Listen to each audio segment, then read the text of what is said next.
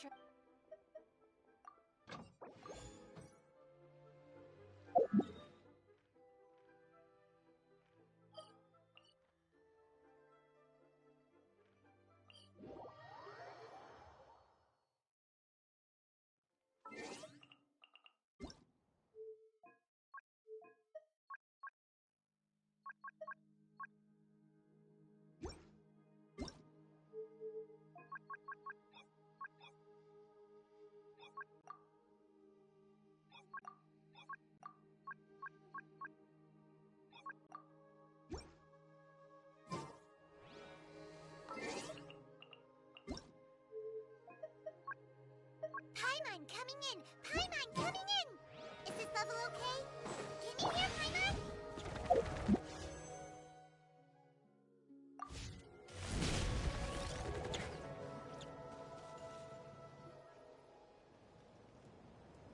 Oh, Tulani and Paimon. Fancy that. I didn't expect to run into you two here. Oh hey, Coach Yan-san! What are you doing here all by your...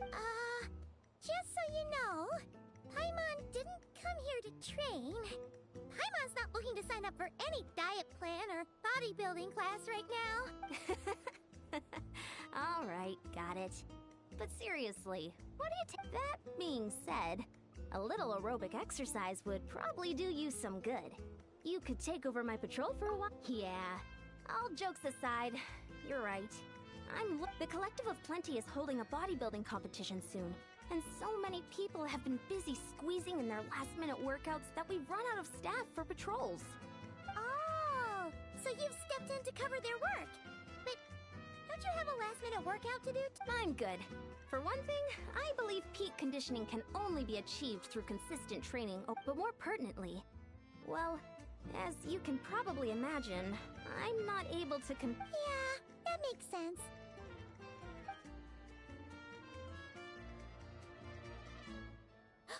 Oh no! Don't look at Paimon like that. We are not the same weight class, and no way is Paimon competing against you. Traveler, let's just help with the patrol, alright? Otherwise, Yan-san's gonna make Paimon enter a bodybuilding competition! Perfect. I managed to get you on board with just one look. Thank you both. It should be pretty routine. Just keep your eyes peeled. That'll free me up to check the other section. Let's meet back at... Sure thing! Just leave it to us. We're experts at strolling and patrolling, don't you worry.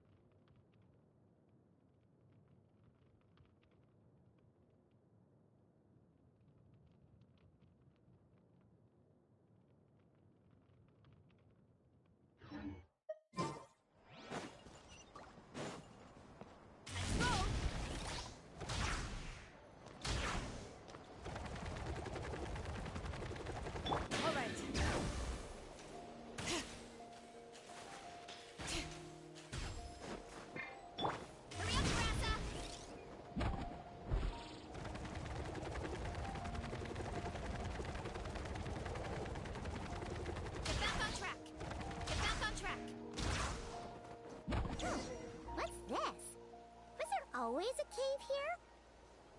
We should go take a look, right? Seems like a thing to do on a patrol.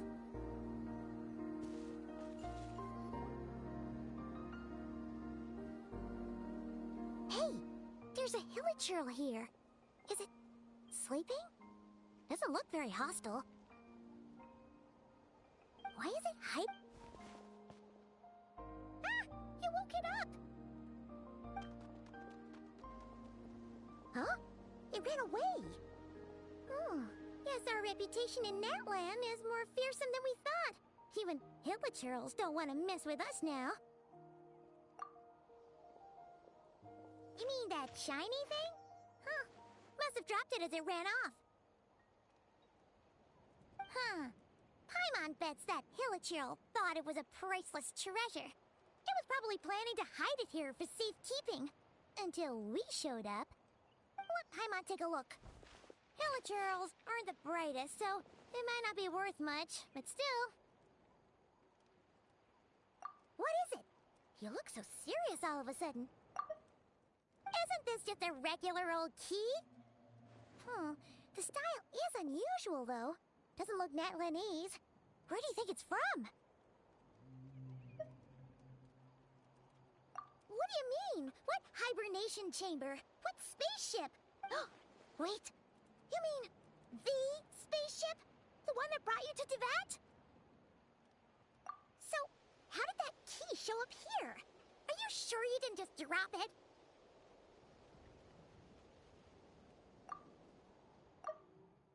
Whoa! Yeah! These look identical! So, if one of them's yours, does that mean... He knew it! Huh! The keys to a spaceship! Huh! Somehow that really rams home the fact that you really are an actual alien! Oh, wait, no. Descender. But anyway, now we know where it came from. The question is, how did it get here? The simplest explanation is that your sister lost her key somewhere not far from here. Then that Hilichurl found it and ducked into the nearest cave to hide it. If that's true, it means your sister was here recently. Yeah. Man, this is so crazy. Should we keep following this trail while it's hot? Or... There you are. Looks like you went the extra mile today. Thanks for being so diligent. Oh, hey, Eon-san, what's up? Didn't think we'd see you again till we headed back to the settlement. We were actually just about to go meet up with... I came here to let you know that you don't need to keep patrolling anymore. The bodybuilding competition has just been cancelled, so the usual squad will be resuming their normal duty. Wait, canceled? Why? What happened? The Abyss Order attacked. Huh?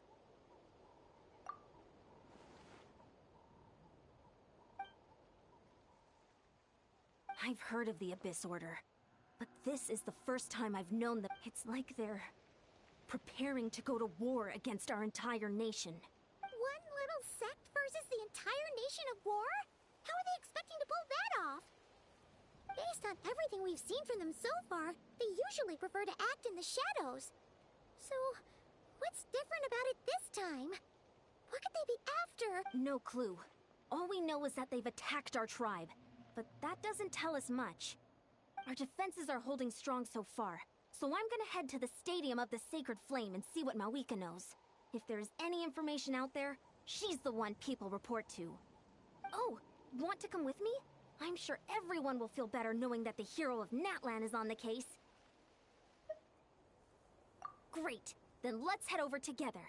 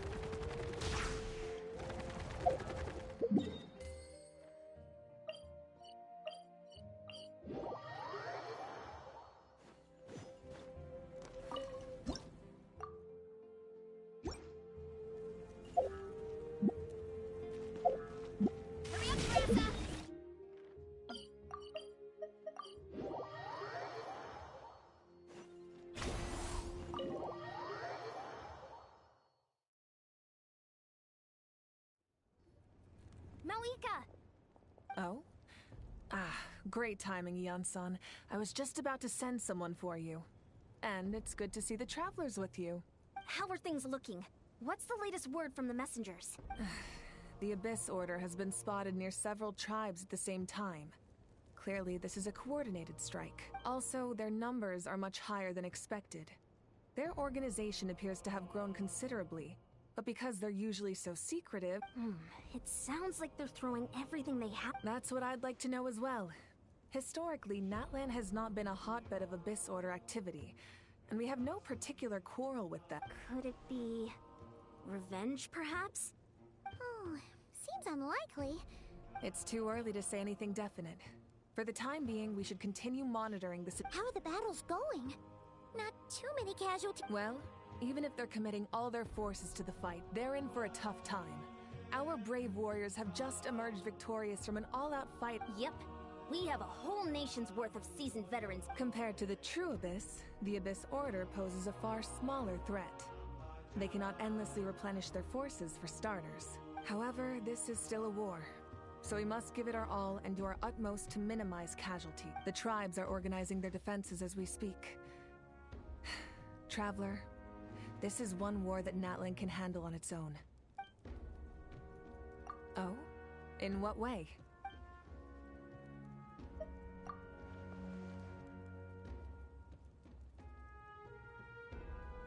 Yep, that's how it is. I see. My goodness, that is very personal indeed. If you don't mind me asking, do you have any idea what her goal could be? Safe to say, they're not exactly on the best terms at the moment. Ever since Paimon met the Traveler, he's been trying to track his sister down and get some answers. But she's been I see. So you two have fallen out. Huh. A pretty common occurrence between siblings. well, yeah, that may be. But the stakes are a little higher where... They certainly are. Although somehow it doesn't surprise me that a spat between the Traveler and Twin could affect the fate of the... Just so I'm clear, you're still on Natlan's side, and you have no idea what your sibling is after. Is that right? Well, that's a relief. When you first mentioned our reports say that the Abyss Order has focused most of their efforts against the Masters of the... If you don't plan on staying here with me, I'd recommend going there. I'll join you. Right now, the Collective of Plenty isn't faced... Many thanks, you two.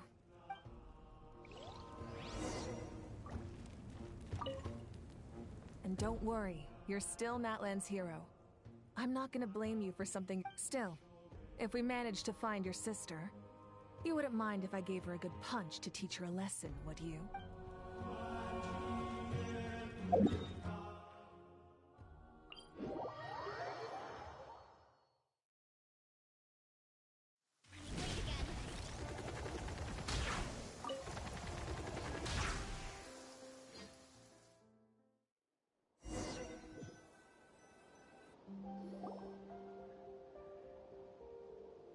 Look, it's Eulalie!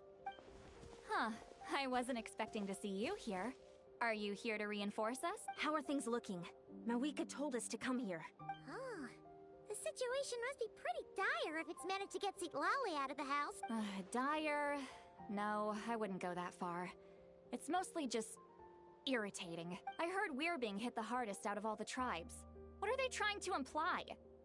Maybe... The more I thought about it, the angrier I got. I couldn't exactly concentrate on my novel after that, so... Well, here I am. So, that's how they earned the ire of Granny Eatsley, huh? They call themselves the Abyss Order, yes? Ugh, so tasteless. It's exactly the kind of two-dimensional name a clueless writer picks because they don't trust the rest of their writing to persuade the reader of who the real villains are. Hey! She's saying your sister has poor taste. Wait, what? Are you saying his sister is a member of the Abyss Order? I only said that because I was mad, but maybe I went too far. Hey, let's save the chat for later. We've got... Good. A much-needed chance to vent my frustration. And not a moment too soon. Things were getting awkward there. Luckily, I'll never have to find out just how bad... You didn't have to say that last part out loud, Seatlo.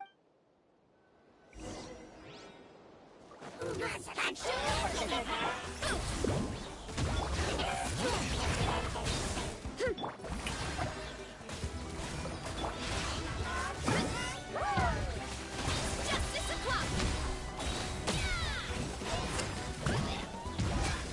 Heads up!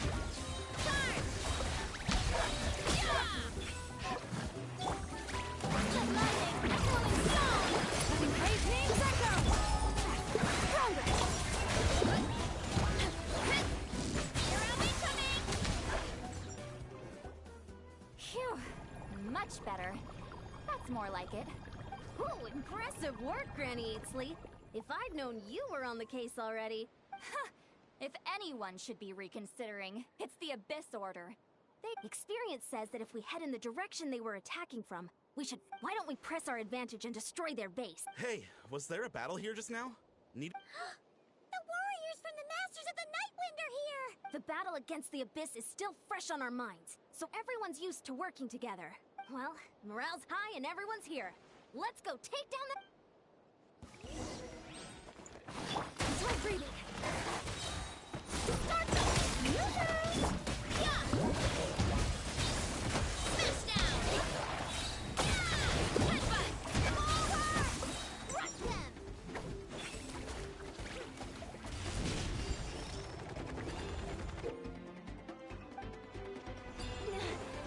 What is that thing?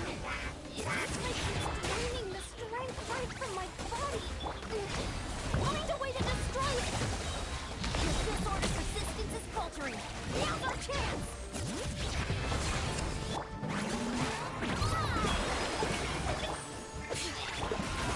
Stronger! You two! Time to end them! Hear the echoes of the valley! Why me? Guard! Warriors! Attack! After them!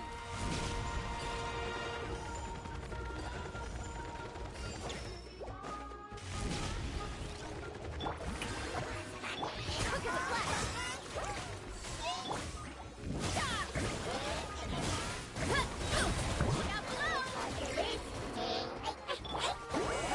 Suffer the wrath of Eastling! The boss here. Time to show you what happens when you mess with the Masters of the Nightwind!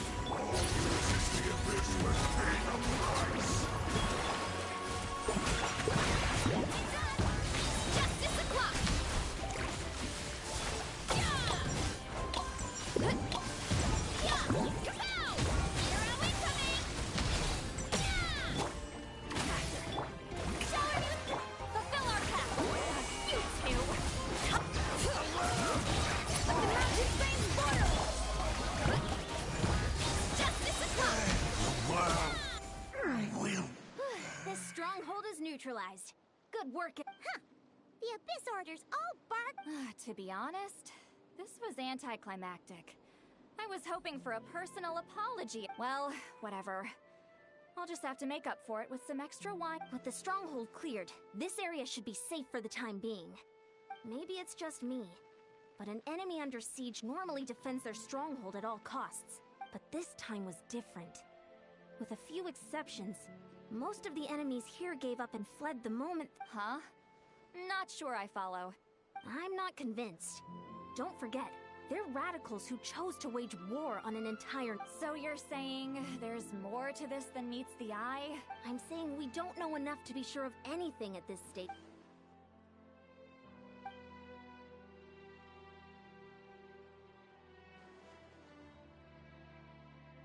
Paimon had a hunch, you might say, but you're right. If we can somehow use that... Wait, you're leaving? But I was still debating what... Go ahead, you two. See, Lolly and I will...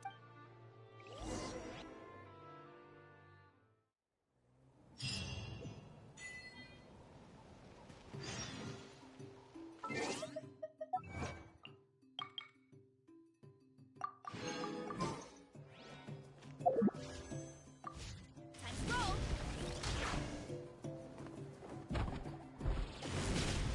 All right.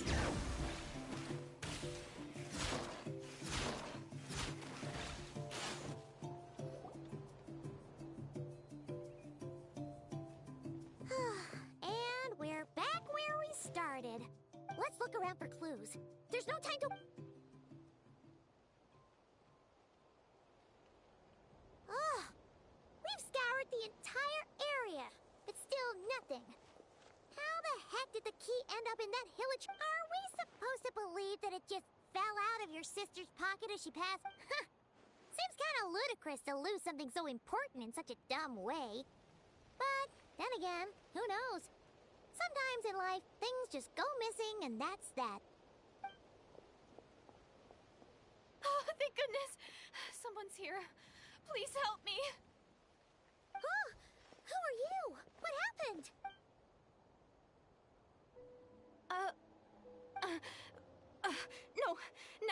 time. Please, you've got to help me. I'm being chased by monsters and I can't keep running. Can you do something? Yeah, where are they? Paimon doesn't see any monsters behind you. Huh? I'm sorry, I don't quite understand. They're almost here. This really isn't the time to be joking around. We're not. We're completely serious. We don't see any monsters. But how? Ugh, there's no time. They're coming. We gotta run. What's wrong with that girl? She must be seeing things.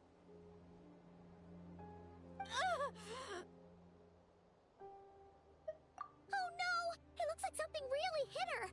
Maybe she was right. Quick, let's see if she's okay. What's wrong? Are you hurt? What was that? The monsters! They're right there!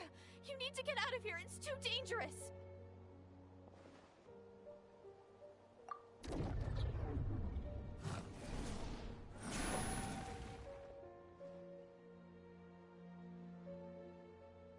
Huh? Oh, now you finally see them. Well, it's about time. I nearly kicked the bucket just now. Great! Thank you, Savior! Savior?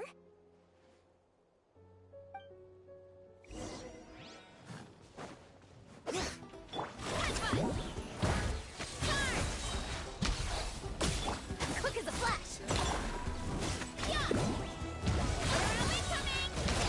Yeah!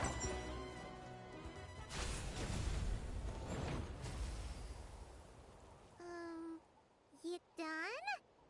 Paimon, it just looked like you were slicing at thin air. Kinda funny, actually.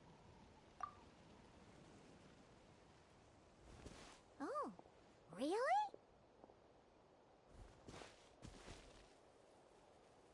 Sure.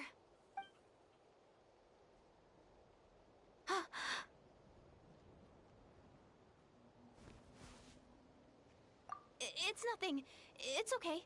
I can see they're all gone now. No need for you to check. I didn't think much of it when the monsters were breathing down our necks, but now that I've calmed down, holding hands with you like this, I'm just a little shy, that's all. Huh? Have you never shaken hands with someone before? You sure get flustered easily. Well,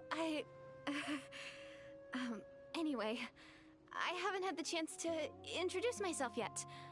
I'm Deirdith. Thanks for, saving me just now. I'm really grateful for your help. No worries. Paimon's Paimon, and this is the Traveler. With him around, you'll be safe from any monsters. As long as they're visible. So, what was the deal with those monsters? Your guess is as good as mine. I could see them the whole time, so when you said you... Whoa! That must have been scary. The idea that we'd stand by and laugh while some poor girl was being hunted down by monsters? Don't worry, we aren't like that. When we say we can't see something, it's because we really can't see it. But more importantly, did the monsters hurt you? How bad is it? It's nothing serious. But I did sprain my ankle back there. I won't be doing any more running for a while. Good idea. We'll take you.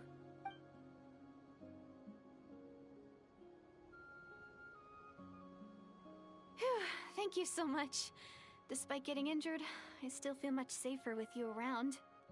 I'm gonna stay here until I heal up. Don't want to risk running into any more monsters. Yeah, you already took a big enough risk coming out here all on your own.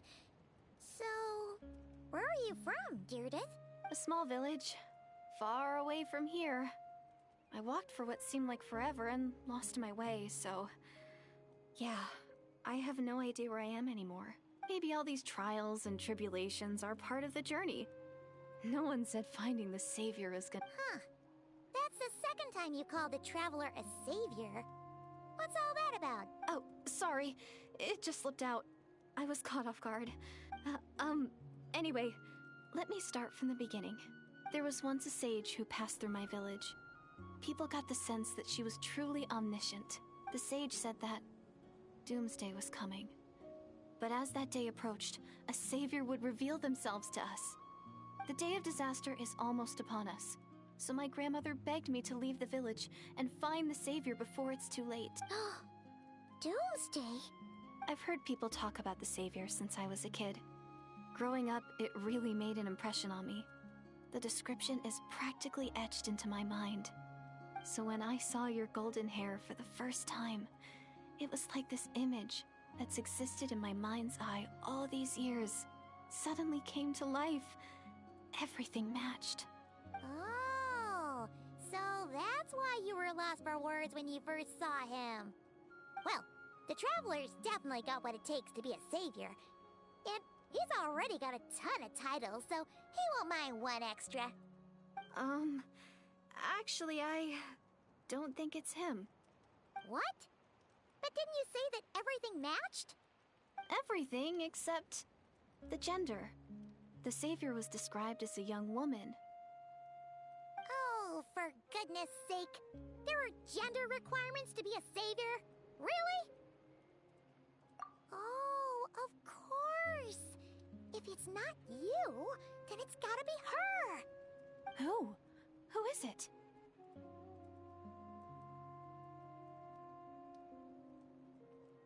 You have a sister? Well, then that's it! Oh, it's her! It has to be! Oh, thank goodness! Please, can you take me to see her?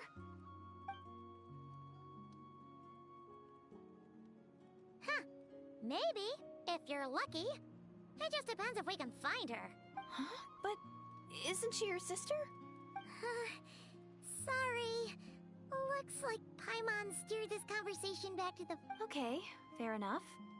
But since you're looking for her anyway, why don't we team up? We might stand a better chance if we work together.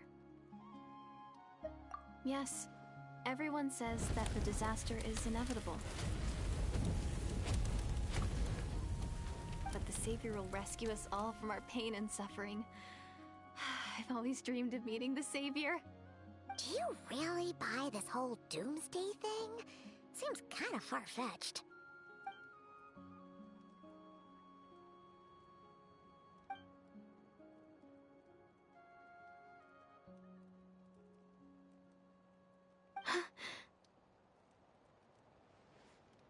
See? She broke eye contact. Sure sign of a guilty conscience. What's wrong, Deirdis? Something's clearly bothering you. You want to tell us what's going through your mind? Oh, I just, how should I put it? The Traveler looks just like the savior of my dreams. And it's not every day that the savior of your dreams swoops in and saves the day in your moment of crisis. So I'm just a little overwhelmed, that's all. 3 seconds of unbroken eye contact is the limit. I don't think my mind and body can handle any more than that. What do you mean, limit? What happens after 3 seconds?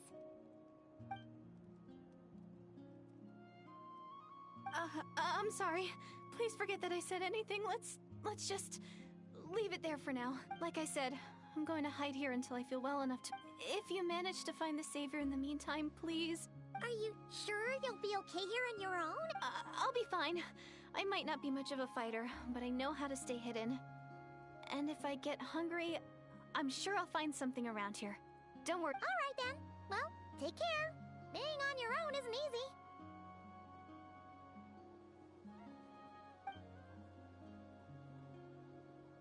What a mysterious girl. We should definitely keep an eye on her. And hey, at least she seems to like you. And it sounds like she's gonna help look for your sister when she's healed. Anyway, this is probably all the progress we're gonna make for now. Let's head back to the Masters of the Night Wind and...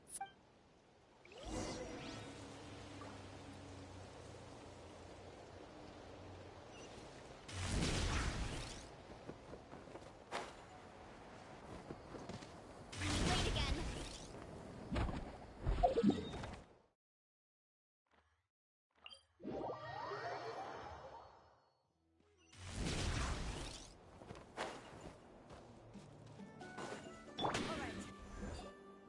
Oh, you're back. Nothing substantial, unfortunately. So I take it that the war's still on? That's okay. I just wasn't sure, because things seem to be... The Abyss Order hasn't attacked us. And since we don't know what they're planning, in a word, it's a stalemate. The guards have been keeping watch around the clock, but for everyone else, you wouldn't even know we're at war. Huh. I was wondering, Traveler, if you have the time, they've been working a pretty demanding schedule. I was gonna go see them myself. Oh, but you're a great hero too, Yan-san. Great. Thanks.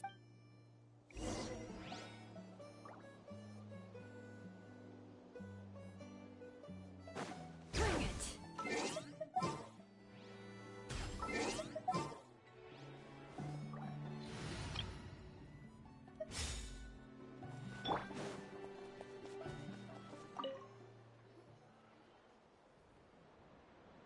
Wow! Tumaini, our hero. We've actually fought together before. You do? Then it's more. Thank you for standing guard this whole time. It's all good. Honestly, it's not been that much work. Haven't heard a peep from the enemy. Nothing that would indicate an impending attack. I've spotted a bunch of Abyss Order operatives, but they weren't acting hostile, just hanging around.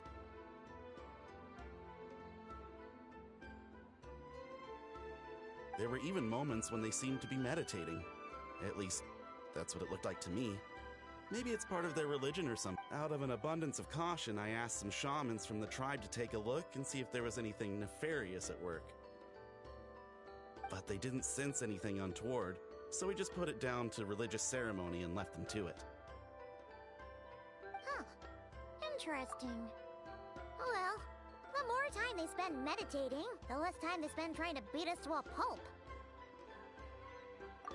Well, the shamans didn't raise any concerns, so how bad could it be? As far as I'm concerned, so long as they don't pose an active threat, they can do all the cult worship activities they want. Besides, as soon as everything's in place and we're ready for an all-out offensive, there'll be no match for us. Huh. Sounds like morale is pretty high. Guess there's strength and confidence in numbers. Let's keep going, Traveler.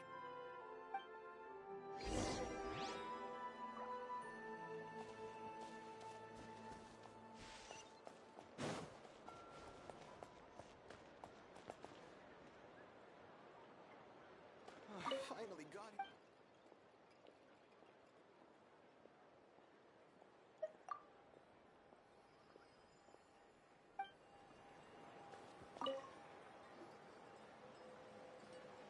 Huh?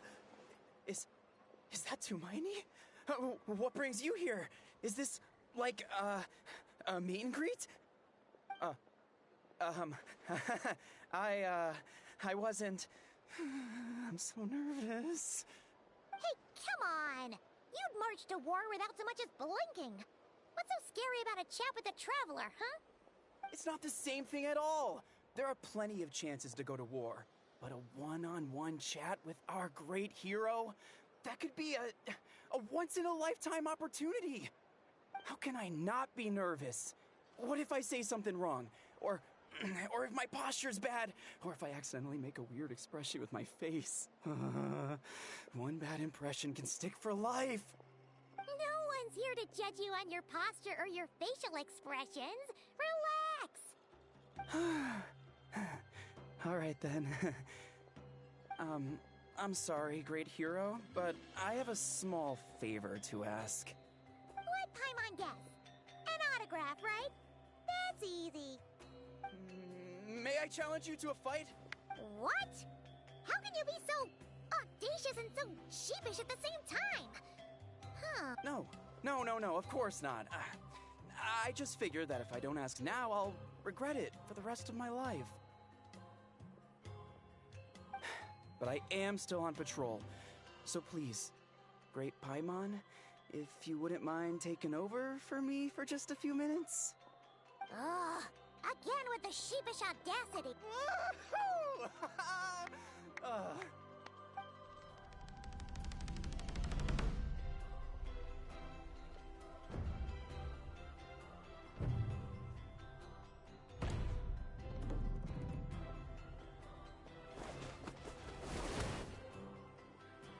Obviously, I never expected to win, but until now, I didn't appreciate just how great the gulf was between us.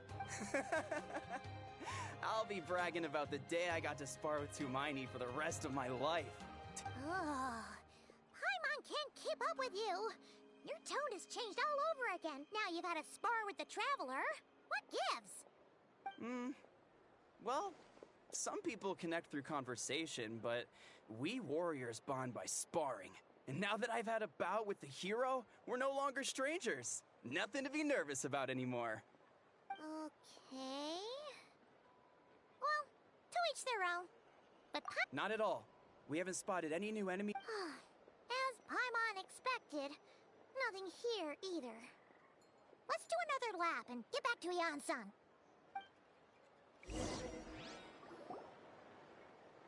You're back. So, did the guards find anything? Nothing much, no.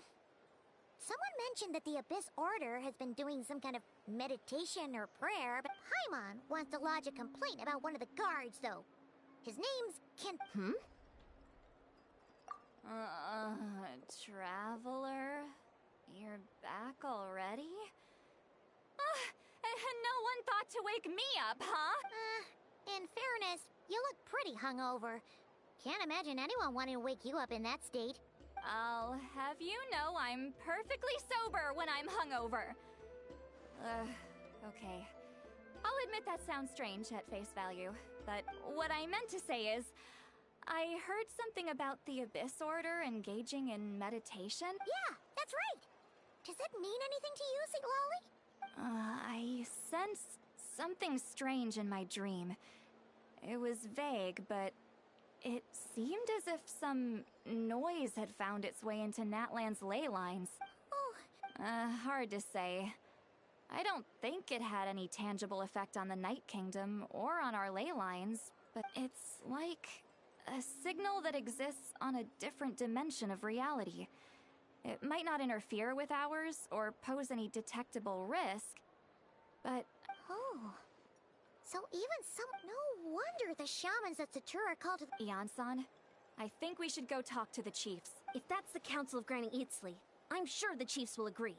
But it will still take us some time to gather the required force. In war, adequate planning and... Sure, but the finer details aren't my concern.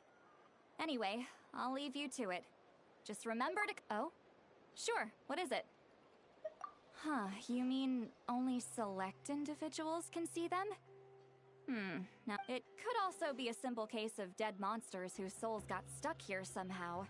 Well, I say simple. Things quickly get confusing when you start looking into monster souls. For starters, trying to figure out which classification system to... All right, we get it. Granny Eatsley's learning and... Hey, I was just thinking out loud. You really think... Anyway, the short answer is... there are many potential explanations for the kind of phenomenon... Oh, wow. Okay. Hey, I'm not that old! Care to elaborate on what happened? This all sounds rather mysterious.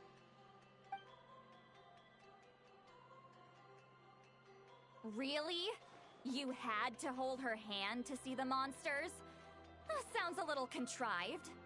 Huh? That's the part that bothers you? Maybe the point is more that it requires direct physical contact. Whether that be hand-holding or otherwise, but that's neither here nor there. What bothers me is, it sounds like she's convinced that your sibling, the leader of the Abyss Order, that really makes me question whose side this girl is on. And whether what she told you about her background is actually... sorry if that comes across as paranoid. It's just hard not to be suspicious of everything when we're in... Actually, Paimon feels like you make a fair point.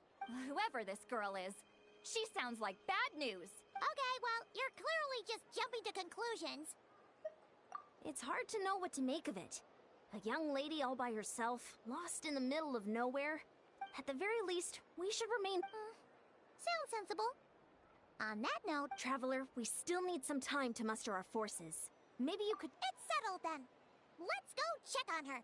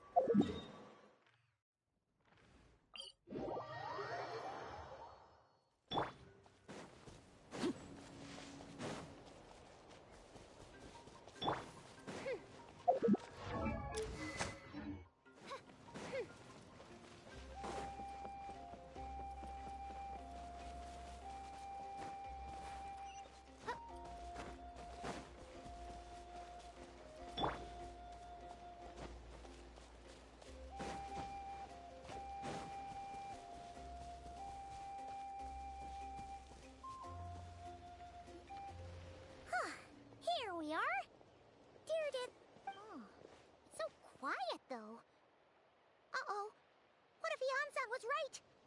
Maybe she never intended to stay.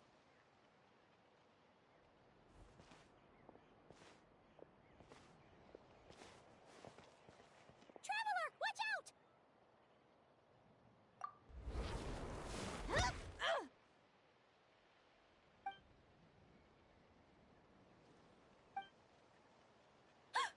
Oh, sorry. Sorry. I didn't know it was you. I heard a noise and I thought it was the monsters coming to get me. Did I hurt you? Oh, I'm so sorry. I wasn't thinking straight. Phew. That was scary.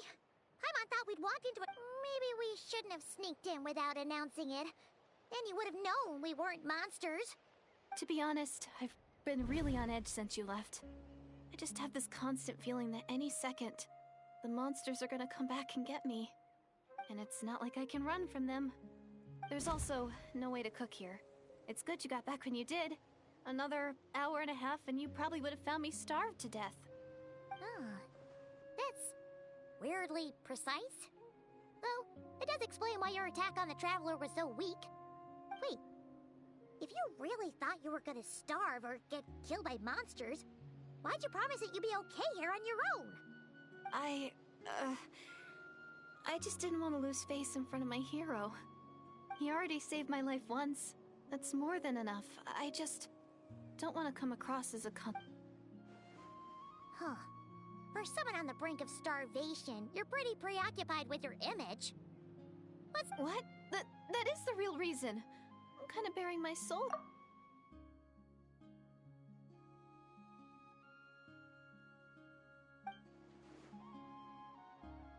Anyway, so, could you make me some food now?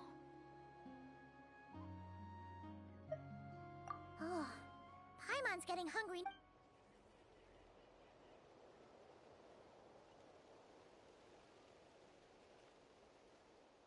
Whew. I am so full. Thanks for saving me, again. Starving. Huh. You can really pack it away, Deardith. Guess that explains how you had the energy to make it this far. I tried so hard to hold back, but it looks like Paimon didn't even realize how late it is. Yeah, and it's all thanks to you both that I'm able to... I was cooped up in that cave the whole time you were gone. Now, I'm fine. You weren't in there that long. When I was young, I used to lie on the roof of my house, gazing up at the star, and often, my mind would drift to this question.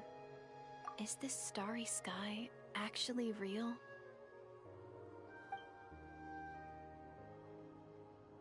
But my grandma would tell me, the answer to that question doesn't really matter. Think of all the people in our village who spend their entire lives here, she'd say. To them, that little village is their whole world. And so, if it's our destiny to live beneath this sky all our lives, then whatever may or may not lie beyond, this is our world. Paimon, is it kind of like how journeying with the Traveler is everything to Paimon right now? I really treasured my world.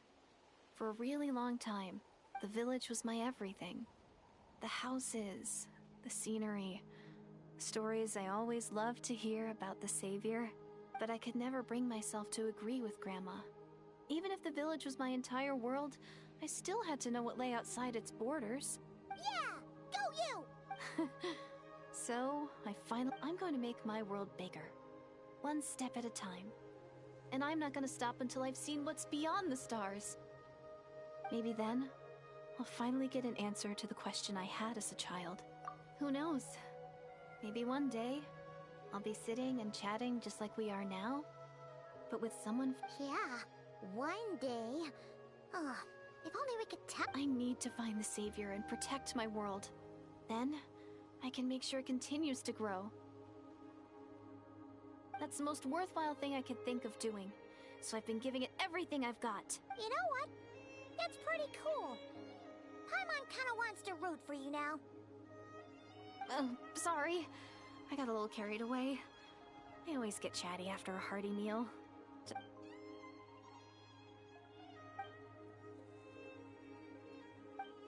down. Shh. It's them. The monsters are back. Where? Oh.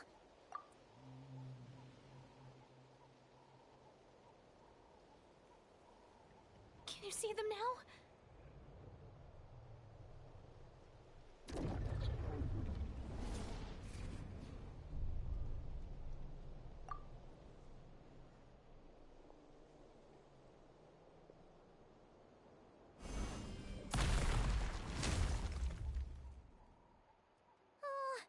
Paimon still can't see anything. Overrule. Oh, tricky.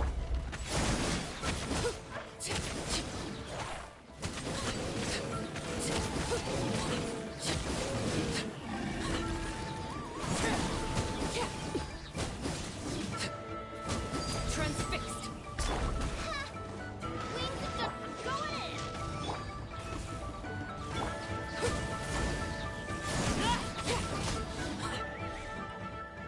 Huh? Wow, that was fast. Did you get up? Paimon slowly but you doing all right, Deirdre? Deirdre? Hey, it's okay. There's nothing to be scared of anymore. Oh, I'm fine. I just spaced out there for a moment. You spaced out? That's a pretty bold move under the circumstances. I was just... the image of the traveler fighting to protect me. I was trying to commit it to memory. Seems like the least I can do. All right. Whatever floats your boat. Anyway, there are no more monsters in the area, and it's getting late. Why don't you stay here tonight? Sounds reasonable to Paimon. What do you think, traveler?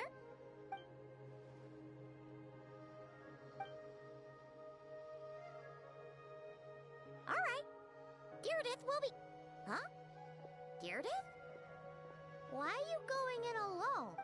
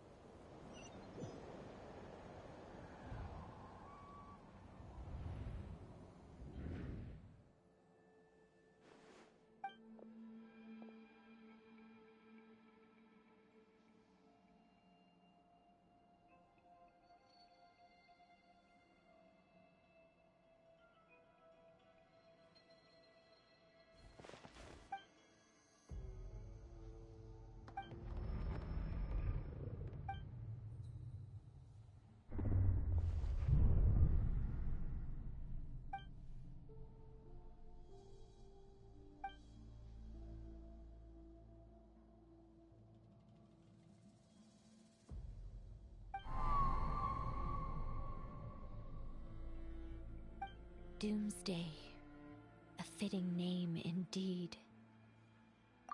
A blood-red sky, wild beasts that slaughter all in sight, endless pain, a terrible curse that cannot be reversed, and the birth of a savior.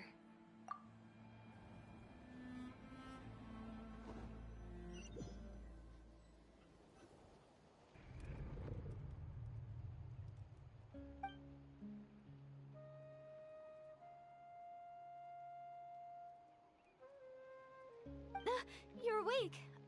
I'm sorry. I didn't mean to, You just look quite distressed, like you were having a nightmare. I thought if I took your hand into mine, you might find it soothing. At least, that's what my family always did when I had nightmares. But it didn't seem to work on you. In fact, I think I made it even worse. I'm so sorry. Oh, is that right? You better not be trying to pull a fast one on the traveler. What? Don't be so... I have more self-control than that. Self-control? What does that have to do with it?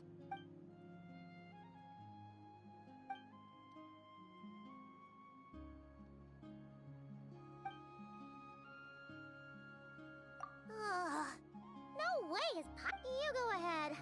But But for the rest of the night, Paimon is staying up to keep an eye on this young lady.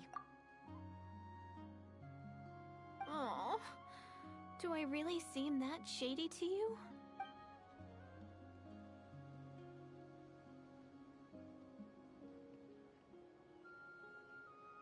Well, Deirdre, there should be enough food for 3 days. Make sure you eat the perishable stuff first, so nothing goes to waste. Yeah, I can tell from the ingredients. Thank you. 3 days will definitely be enough time for my ankle to heal. All right, then we'll be off. Bye for now, dear. See you? Wait! But if this is goodbye, how am I supposed to find you again? Oh, I mean, what if I find your sibling? How am I supposed to let you know? Ah, that's a good point. We sure... How about this? When the time comes, you can just write a... Mawika? Who's Mawika?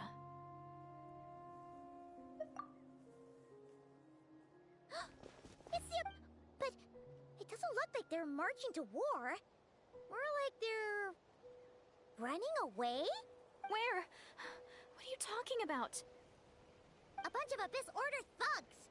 You don't see them? They're heading right this way. That's strange. I guess it's my turn to not be able to see the monsters. You're right. I see them now. You weren't joking after all. So this is what it's like. What a weird situation. What is making these monsters invisible? Is it Deirdre? Or the well, might as well mow these ones down, just so they can't... Woohoo! All done! Their morale seems super low. Guess they really were on the run, huh? So, there's no more of them, right? I still can't wrap my mind around this. Why couldn't I see them until you took my hand? So, any ideas on why those monsters might have been running away? Oh, Paimon's getting a little worried about Eon-san and the others. Let's head back to the mast. We gotta go. Bye for now, Deirdre. See ya, and please take care.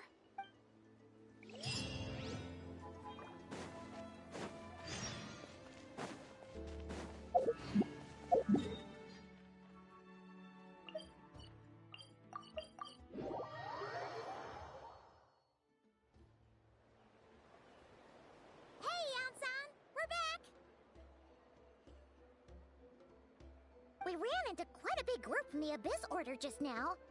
Has something happened at the front?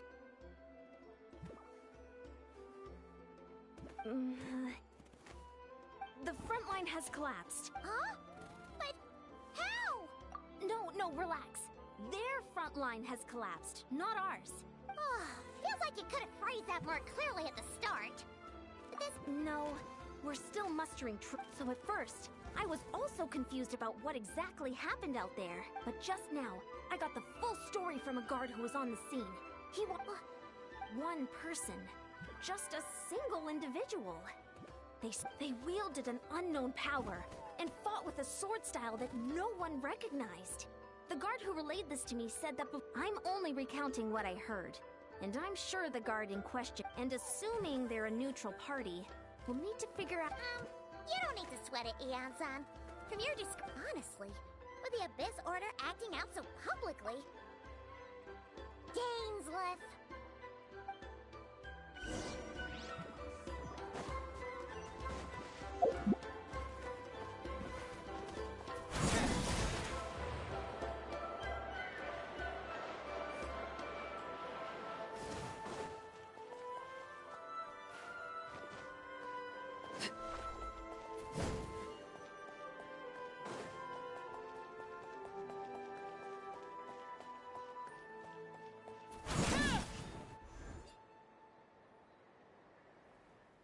It's been a while, Dane.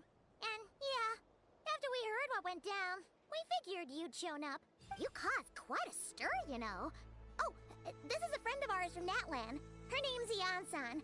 It is my honor, Mr. Gainsliff. Thank you for breaking the stalemate in our war against the Abyss Order. Natlan is fortunate to share a common enemy with such a Please don't mind him, Eon-san. He always talks like that, but It's quite alright. Uezo Janssen respects those of great power. It's quite clear that he meant no offense, and I am still delighted to make his acquaintance. Anyway, since you're old friends... Sure thing. You probably have plenty of others. Hey, Dane. Would it have killed you to be a little more polite? She's our friend.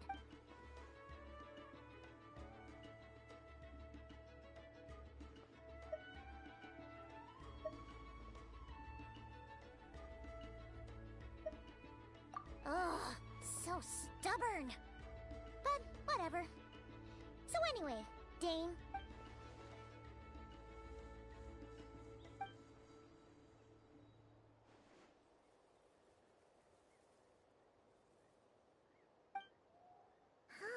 We thought so too. But it sounds like you're no closer to learning what that...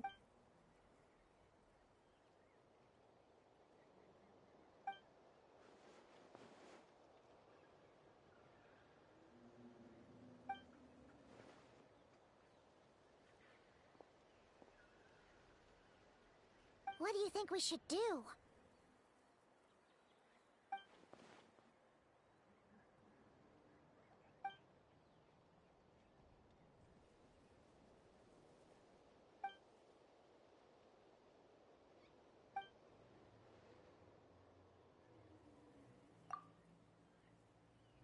Paimon gets it. Nothing in the world can satisfy... Wow! Okay. A rare, candid response from Dane. Well, actually, we found... Oh, and there's more! After she kept seeing monsters that we couldn't see, she also said she was on a journey to find the Savior. Her description of this Savior...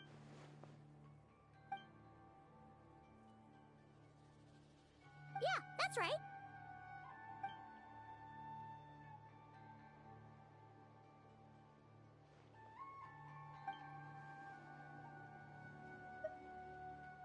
Wait, wasn't his sister called the princess, though?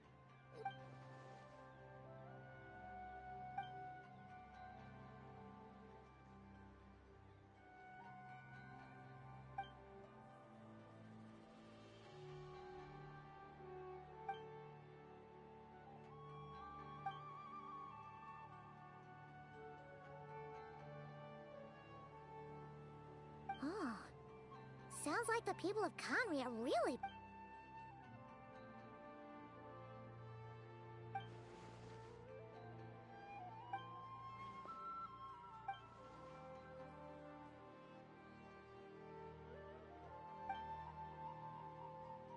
Ah, Paimon gets it now.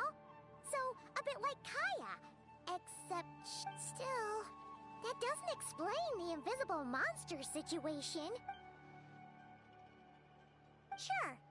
Also, why don't you...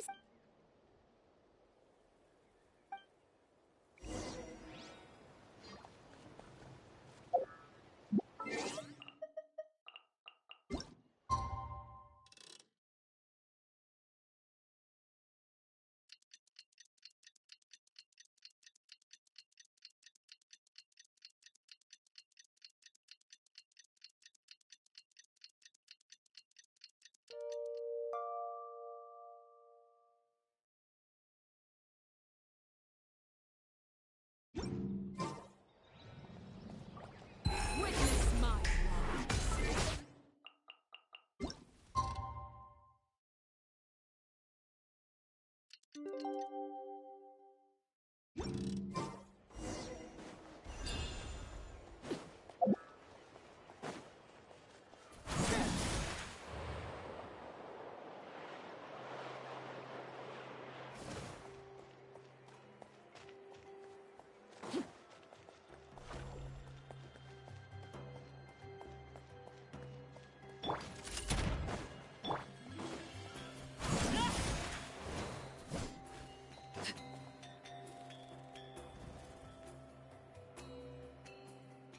Is that Dane and Janssen discussing...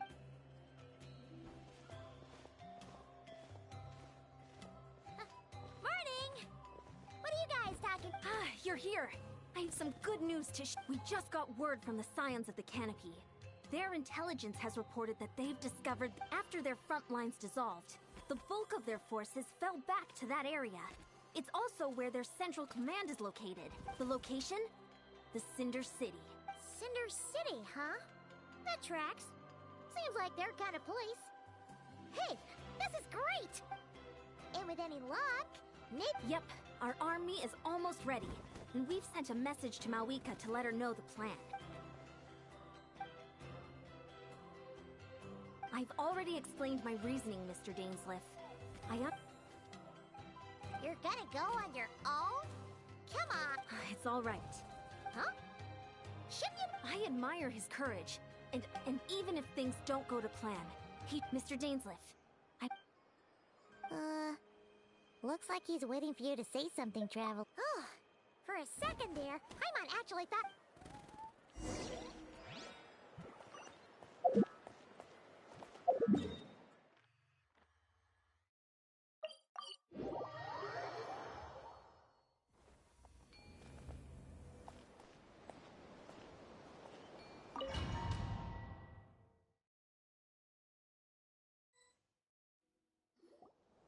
Is this the place? The Abyss Order's hideout in Natlan?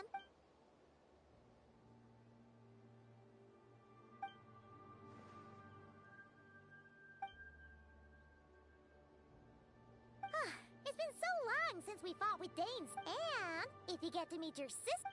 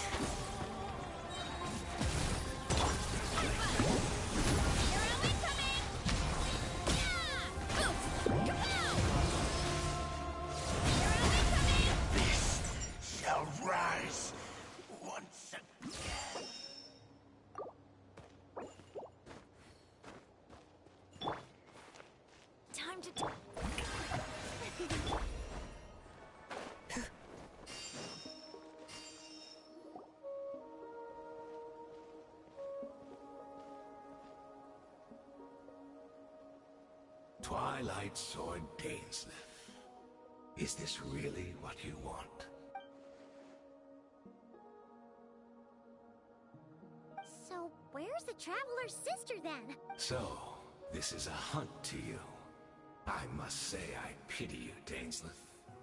The death you dole out so readily to others is a luxury you yourself cannot enjoy. But today, that is the least of your worries. Do you realize that all your years of pursuing us are being rendered utterly meaningless, even as we speak?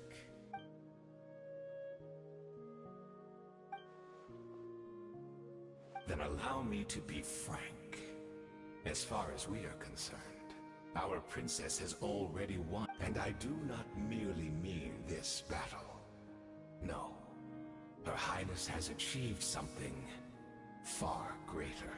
For today, the Abyss Order's greatest wish has finally been fulfilled. Our Highness quietly infiltrated the Night Kingdom to exploit that realm's past experience with ley line reconstruction, and then used the Loom of Fate to reweave the ley lines of Conria. What? She used the Loom of Fate? Wait, does this mean the attack on the Masters of the Night Wind was up? Oh no! Correct. As of now, our homeland has been revived, and all of my comrades that you have slain, Dainsleif, they shall forget the struggles that have beset them these past 500.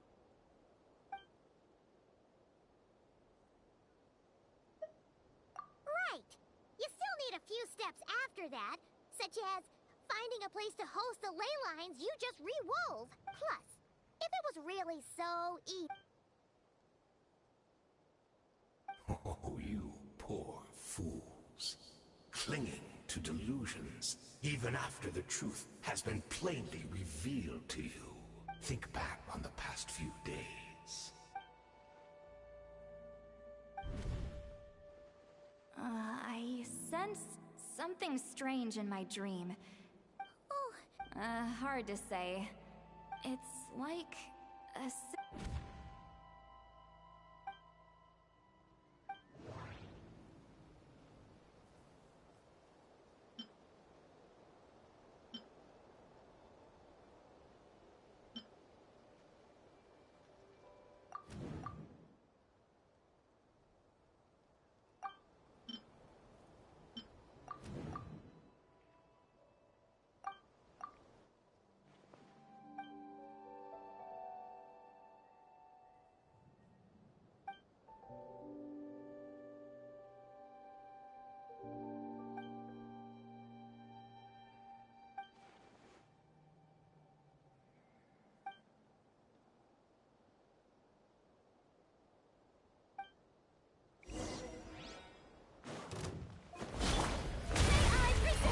control breathing. All right. Give in to the embrace of the abyss, and be baptized! Do you still not Coach will take it from here. You battled in vain! The abyss order's mission has been fulfilled! My body is failing, but I will not bring shame! That should be all of them, right? So, are you still thinking about what that guy said? You look...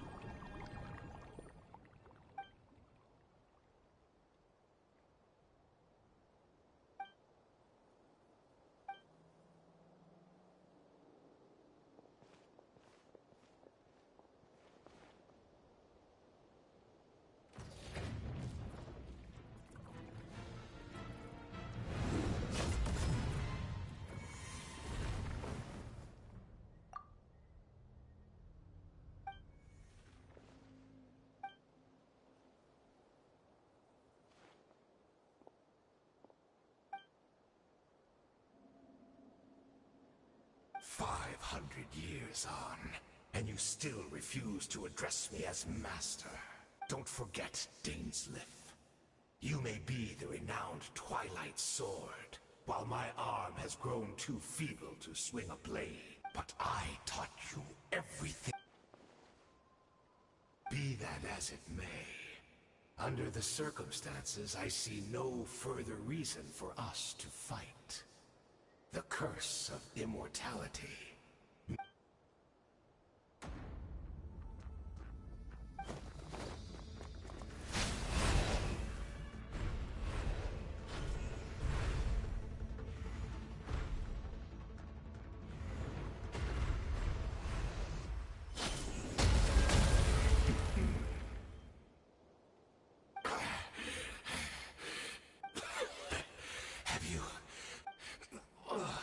Never, in all my worst nightmares, have I experienced anything close to the pain of 100 deaths.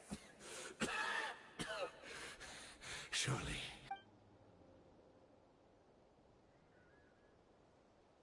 All right, I believe you. Still, aren't you... What? Not a fan of reminiscing about old times? Well, I suppose. Indeed.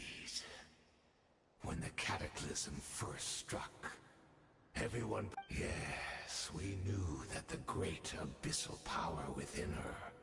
Yet we still despaired at her choice to leave us. Still, I believe that everything she's doing now... And besides... Who else can we place our faith in? We are proud Conrians, are we not? I mean, we can hardly turn to the god.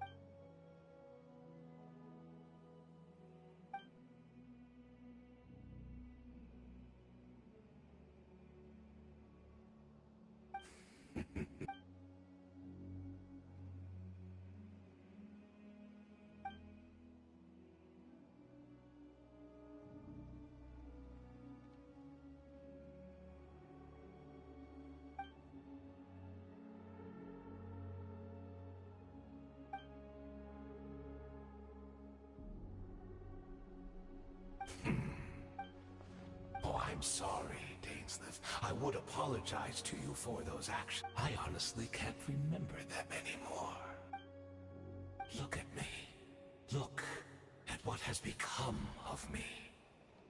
Only by the Abyss's grace have I managed to maintain this physical form. But as for the rest, memories, even if mine was a past steeped in sin, or in shame I once longed to hide, I would wish to remember it. Without my history, I fear I will become I would like to apologize for any misdeeds that are mine. So please...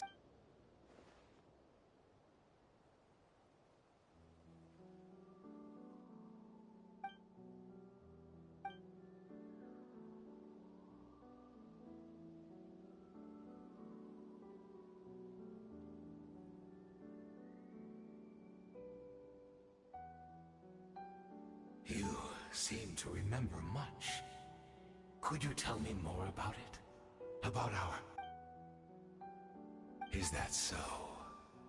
What a pity. But...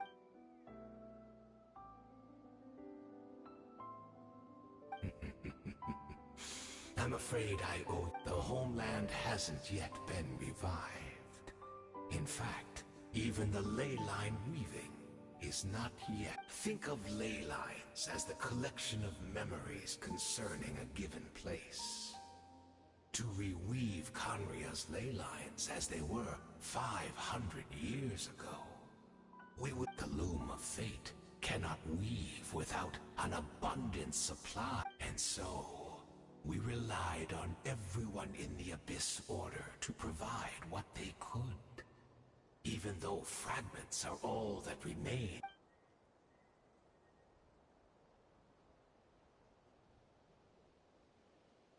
Indeed, we, a people in exile, stranded 500 years in the future, will weave our homeland anew and bring the nation of our dreams back into the real world. What a shame it had to take this long.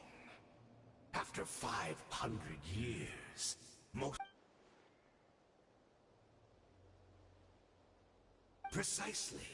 For you possess a ring left to you by your elder brother, which continuously resets your body's condition. Of course, your memories are susceptible to erosion just like ours. We had to obtain the memories in your mind, whatever the price.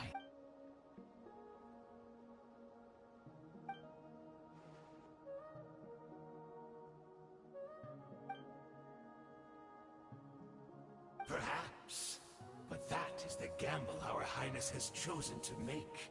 And thanks to you, the loom of fate has now finished weaving the ley lines. New Conria is complete!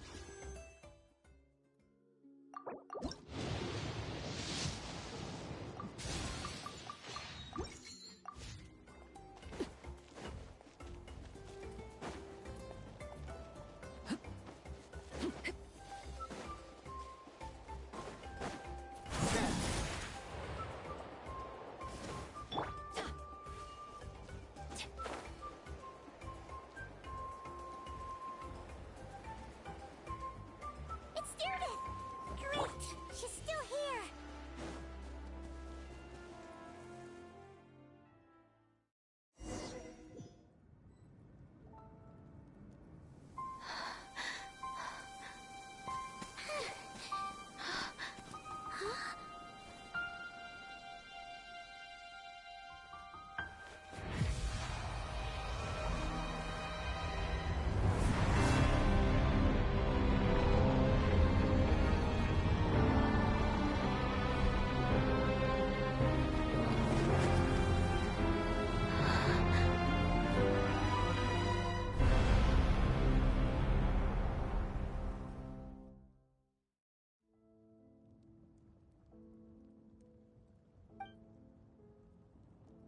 We're not from the same world, are we?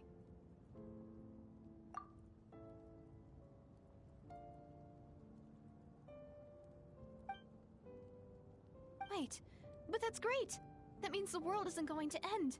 In that case, tell me, what happens to Conria? What happens to my homeland? No, wait. Don't answer that. We can only fight for our future. If the future is unknown, I still believe the Savior can turn things around. I'll carry on looking for her, even if you're not there to protect me. Although, in a way, I've already found my Savior. It's you. You protected me, and I believe you can protect us all. You're the one who can change everything. It's just too bad that we're not from the same time or place. Oh, one last thing before I forget. I know how much you want to find your sister, so is there anything you can give me as a... That way when I do find her, I can convince her that you're also searching for her.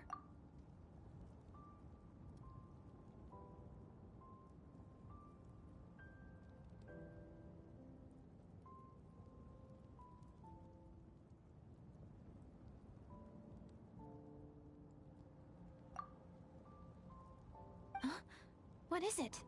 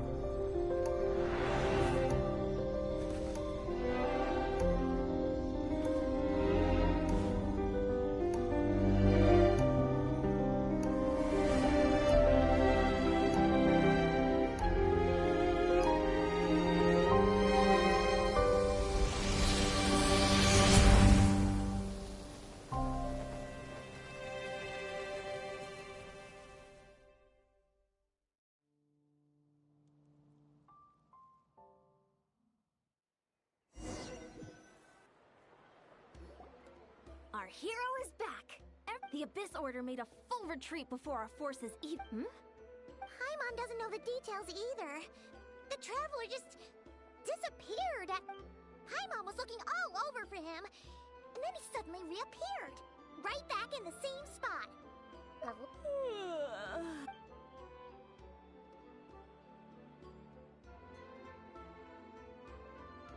I think I got the gist of what happened. Something to do with your sister? Huh? You met your sister? And you didn't think to tell Paimon right away? Well, ugh. What your sister accomplished? It all but defies comprehension. But what surprised me the most was that the Lord of the Night actually chose to allow it. The Lord of the Night did try to explain it to me, but in a word, it's complicated. During the war with the Abyss, Malwika had an argument with the captain. Malwika believed that we should fight to protect our culture and memories. So, the Lord of the Night was very intrigued when presented with... She saw your sister's actions as a potential third option. Namely, to preserve an entire nation in the form of an atlas. Preserve a nation? You're not the With that in mind, the Lord of the Night gave the go-ahead once she was satisfied that the Loom of Fate wouldn't have any real effect on Natlan. However, I believe she imposed an additional condition? No idea. She would... Huh. Alright, well, let's not overthink this. I trust the Lord of the Night unreservedly. Don't you agree, Traveler? Come on, let's head back to the Collective of Plenty. Oh, Veressa should be there too. We'll treat you to a real feast. Huh? Ian-san, this might be hard to understand for an extrovert. Traveler?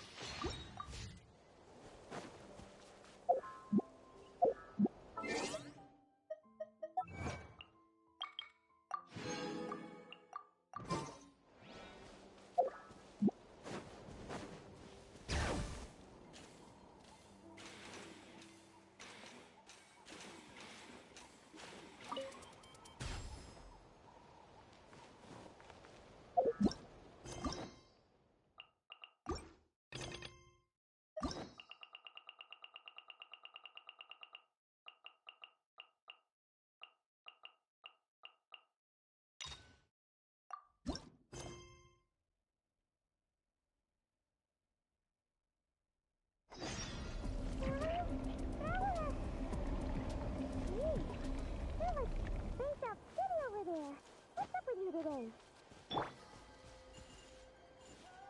You feeling okay? We've been traveling all over lately.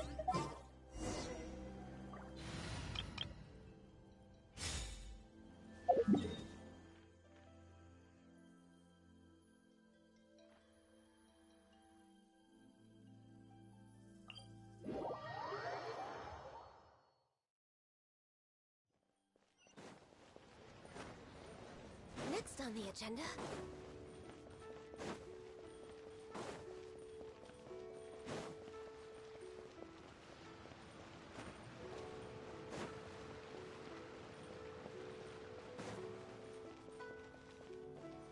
Oh. Baiju isn't in his shop. Oh, you're looking for Dr. Baiju. He's resting today, but he said to send any patients to the back room. Ah, okay. Thanks. We'll head on through.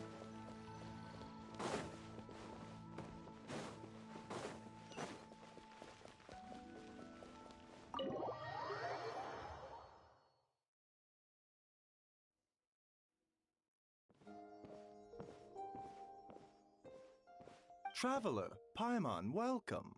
What can I do for you? It's the Traveler. He looks absolutely beat these days.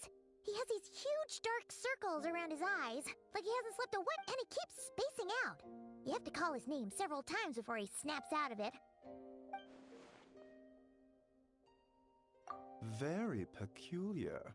In all the time we've been acquainted, this is the first time you've come to me with a health complaint. Come, let me take a look at you.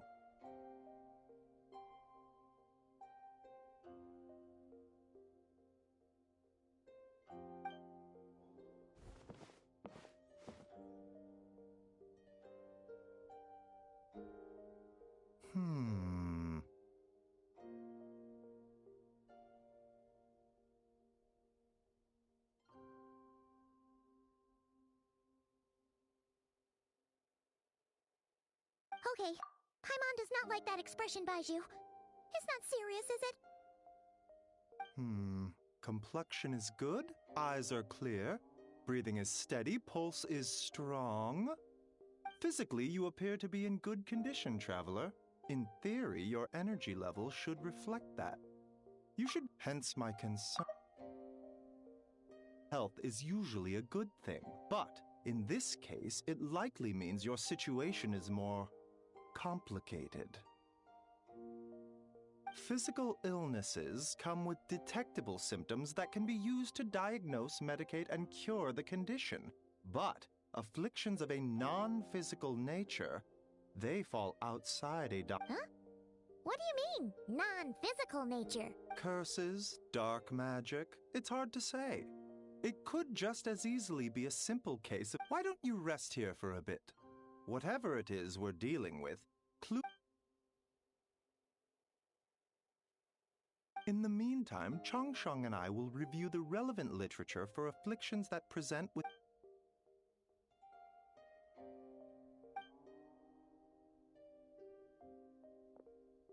Oh, must be a rare condition if... Well, all we can do is just get some rest.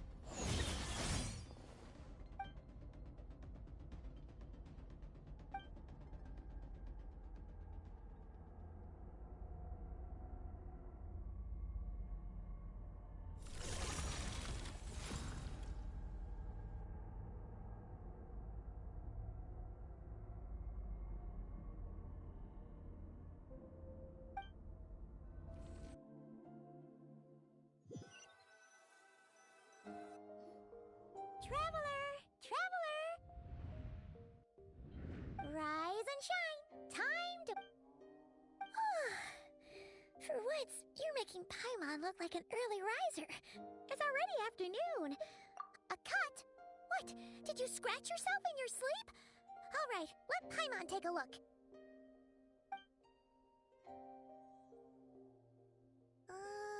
Nope, nothing there. Wait, did you have a nightmare? Okay, don't panic. Paimon heard that dreams tell us what we need by showing us the opposite. So, if you had a nightmare, maybe all you need is something to cheer you up. Come on, Paimon will treat you to something yummy.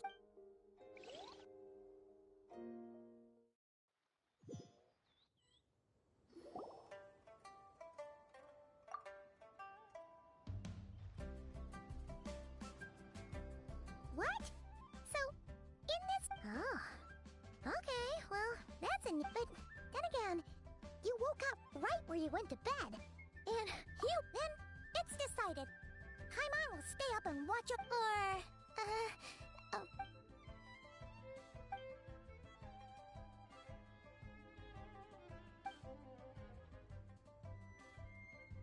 Something is missing. Did you just say something? The flesh remains whole, but the soul is incomplete. Left unresolved, the mind will wither away along with it. Ah! What the... Wait! Paimon remembers you! Your child's master! Skirk? Right! What are you doing? The last time we saw you was at the Primordial Sea in Fontaine, right? But then we left and never learned where you went after that. Child's been looking everywhere for you, by the way. What brings you to Wanmean Restaurant of all places? You came here looking for us? And... Tell me, what is it that you saw? Tight-lipped, huh? I suppose that's fair. You, I'll take a glass of wine. Oh. We make this one in-house. It's not too strong. Enjoy. Chef Mao, I'll take a grilled tigerfish over here. Coming right up. If I knew we'd be this busy, I wouldn't have approved Shenhe's vacation. At the end of the day, what happens to you is of little consequence to me. I'm not here to try and win you over. Trust me or not, the choice is yours. If you want my help, now's the time to speak up. You have until I finish my drink. I was investigating an abyssal disturbance in the area and happened to notice you. Part of your soul is damaged, and the wound bears traces of abyssal corrosion. Neither of those things sound good.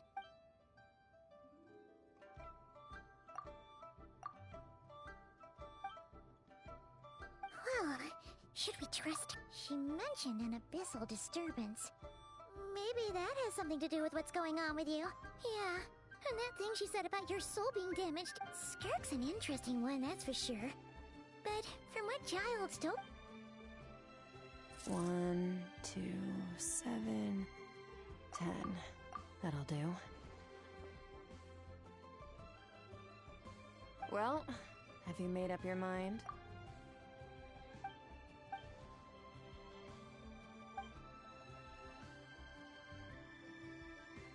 So, that's all we know, Miss Skirk. Ma'am, can you help us? So, you couldn't disperse the fog. I understand. Come find me in the Gualia Plains when you're done here. Oh, and... Oh, okay. Huh? She disappeared. Wait, hold on. Oh, no. This includes the drink, so... I didn't think you two ordered a drink. We didn't. It was that lady who came and sat with us, remember? You brought it out to her yourself. You sure? I could have sworn there were only two. What?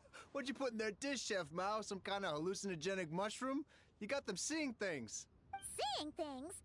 Wait, so neither of you noticed her? Young lady? About this tall? Wearing a purple dress? She ordered a glass of... Oh, now you mention it, that vaguely rings a bell. And it looks like I... Coming! Okay, what was going on there? Is Just like they didn't remember Skirk being... Even Paimon was half convinced we hallucinated the whole thing. Oh, this whole situation is giving Paimon...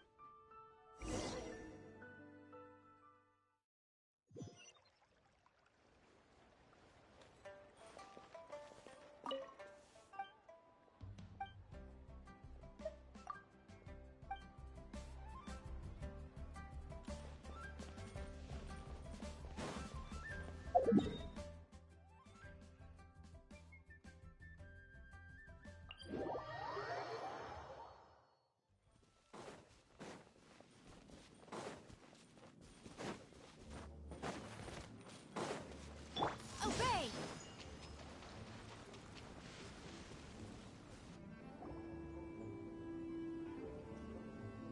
Whoa! What are all these Rift Hounds doing here? Huh. Looks like they're collecting something. Let's go...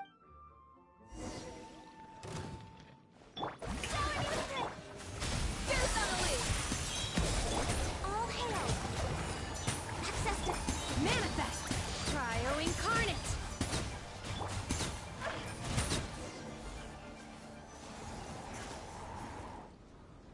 So, this is what... Yeah... What is going on? From the moment they are born, all beings with great power have an impact on this world. Even if their body is sundered and their soul extinguished, their influence remains. Gods are the most common example of that. The remnants of gods who fell thousands of years ago remain buried deep within the earth, carrying within them a warped will and a dark curse.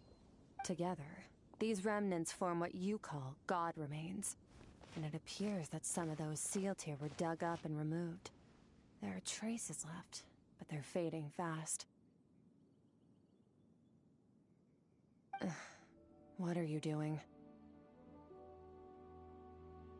Nothing! Just wanted to make sure you were... real? She's definitely not a ghost traveler.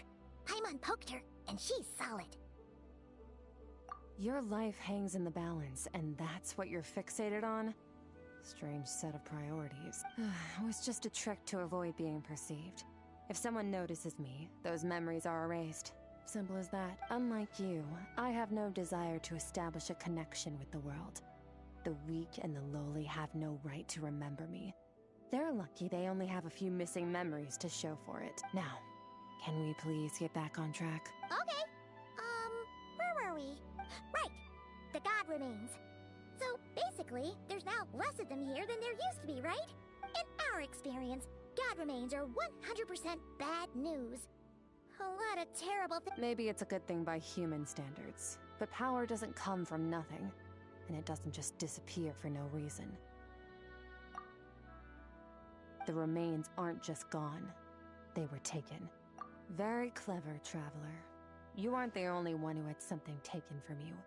There are victims like you everywhere. The only difference being, you can speak, and the remains cannot. So it went unnoticed. Something similar happened in Sumeru. Within the span of one night, countless consecrated beasts were slaughtered, and a large amount of the god remains buried in the desert went missing. Of course, god remains are just one of the targets. The culprit is chipping away at sources of power all over this world, including the Stella Fortuna above. Wait, you mean... the stars? Mm-hmm. 42 of them have died out in the past few months alone. In Conria, people believed that powerful individuals have corresponding Stella Fortuna. Even should that individual fall, their Stella Fortuna would not disappear. Yet now, stars are disappearing from the skies entirely. And it's not hard to deduce what's happening to the something has been leeching power from this world, like a parasite steals nutrients from a host. And now, it's no longer satisfied with the remains of the dead. It wants you. This time, it only took a fragment of your soul. But next time, there's no telling how far it could go. No one knows. All I know for certain is this. Getting back what you lost will not be easy. Considering how much power this entity has stolen, it must be a god-level being by now at least. But that's not the real concern. Souls are fragile things, and yours could easily be crushed if you go up against. So... We're going to help each other. You are my ticket to uncovering this thing's true identity. Well, great! You seem super strong and you know a lot about the Abyss. Don't get all mushy on me. All I'm doing is helping you get back to normal after a sudden crisis. And I should warn you, getting mixed up with me can have unforeseen consequences. We're on very different journeys. You don't want to be in my debt, trust me. You help me uncover the truth behind this entity, and I'll help you recover what you lost. This is a transaction, that's all. You would do well to remember that. Now, come along. Yeesh! You'd think she'd be a little friendlier since she's agreed to help us. Well, whatever. If that's how it's gonna be, then... Paimon's got it. Frosty the Lavender Melon! Anyway, the important thing is that we get that piece of your soul back.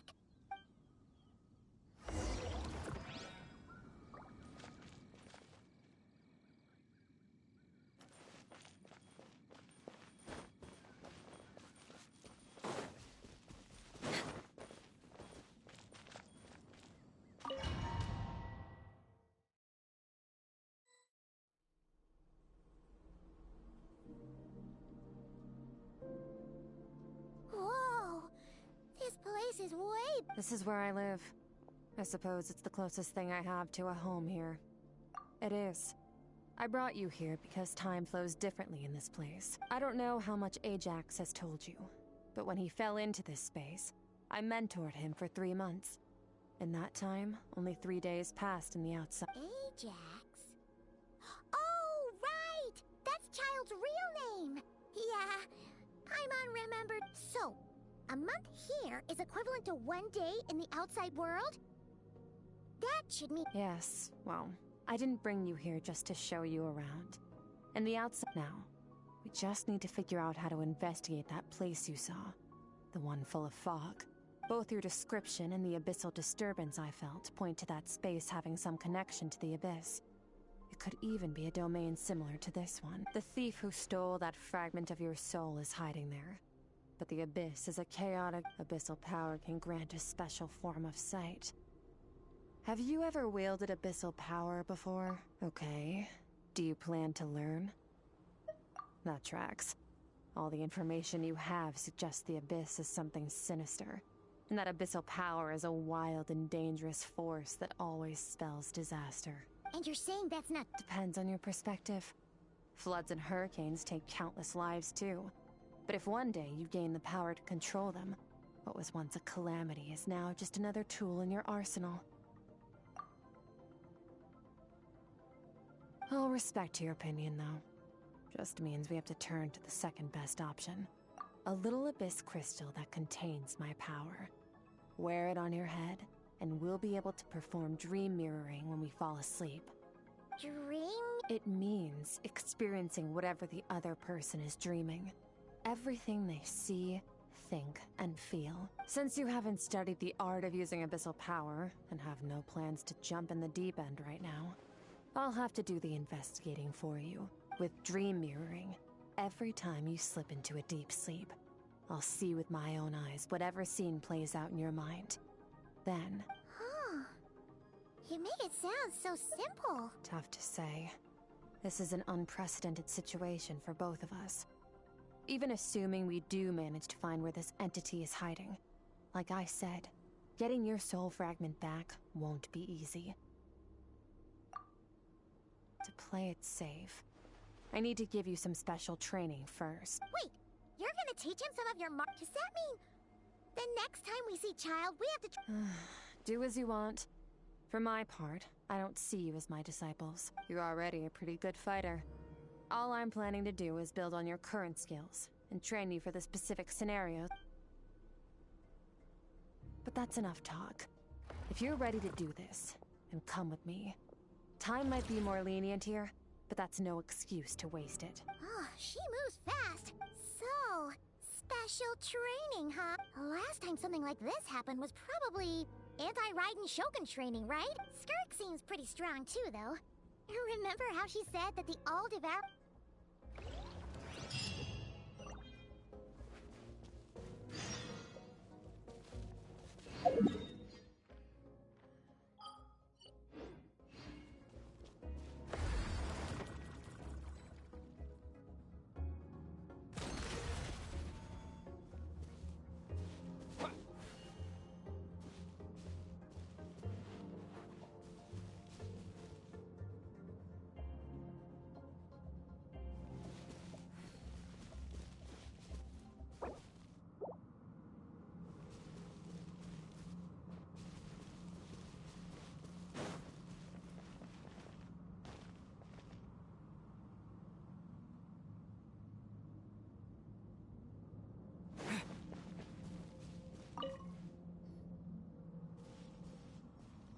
Ready? Your training will be split into 3 stages. Testing your blade. We'll start with blade work. You're no rookie in this. During your long journey, you've no doubt sparred with a lot of talented sword fighters. Consciously or not, you'll have picked up all kinds of techniques from them. You bet. There's Kaya, Master Jean, Kuching. Oh, and Kazuha, Ayaka. Yeah, we've met sword. You sparred with a bunch of them too, right? Don't get too smug. In sword fighting, techniques alone are not enough. You need a cohesive system to bring it all together. To use the human body as an analogy, your style is your skeleton, the foundation, the framework. Techniques are the muscles and other flesh attached to the bones. This is where improving your sword fighting is like growing that body. If your frame got bigger and taller, but you didn't add any muscle mass, you'd be weak and flimsy. Then again, if you packed on pounds of flesh without a big enough frame to support it, you'd end up... You need to do some introspection. Take a good, hard look at your past experiences, and figure only then will you get the full utility out of all your thoughts and observations along the way. Only then will every strike you... Wait, is that... Paimon thought you were gonna teach him some cool new moves. Like when you went swoosh and... Oh. One day, you'll reach a new level of power where you realize that even that's as basic a trick as any other. But right now, our sword styles are so wildly different that teaching you mere techniques is pointless. There are no shortcuts in the pursuit of power. Failure is your best teacher, and rigor is your coursework. That's all I have to say. Time to make a start. Now focus. Destroy the crystal columns as swiftly as you can.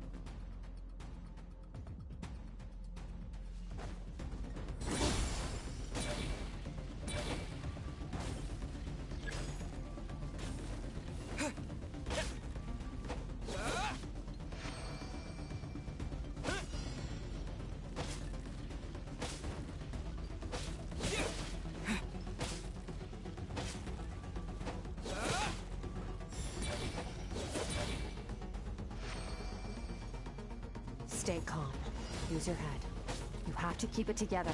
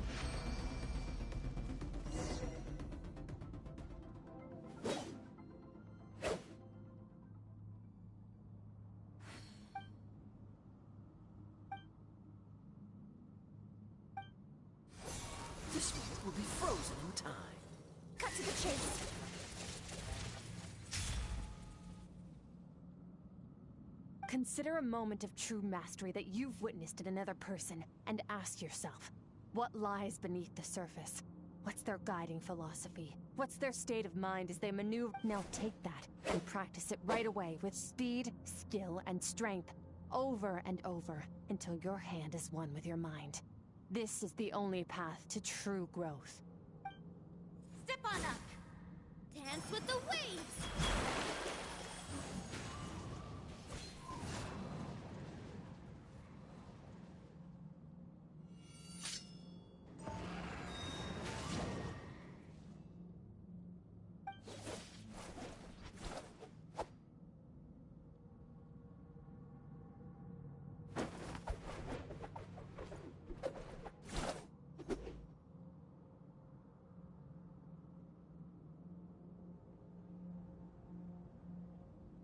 If you start to tire, empty your mind, but do not stop. Stay in that frame of mind as you keep up the fight. Get rid of all redundant movements. Imagine your sword is an extension of your own body. Wield it just as you wield your arms, hands. It was on a deserted, moonlit night that the hero approached the vile dragon's limpid lair. Ring cutter! Feathers fleeting wet, the white heron treads water. A sight without flaw. Master of Inazuma Kamisato art Tachijutsu.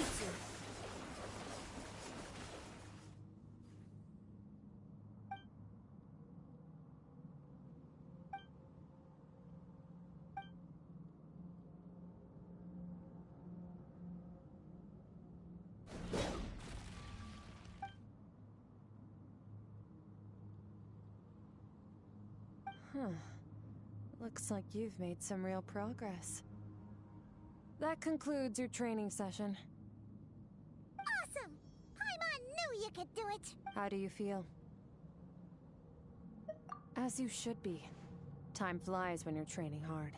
You've actually been going for several days now with no rest. Yeah, meanwhile Paimon's had a whole bunch of naps. But you were so focused, she didn't want to interrupt you. Go get some sleep. I'll be doing the same very soon. Let's hope you...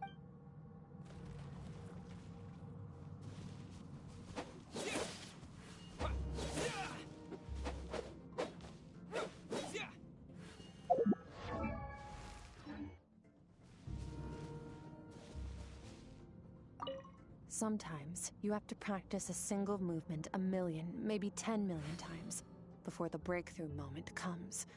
Nothing in the outside world can help you in this process. The most important thing is to remain patient.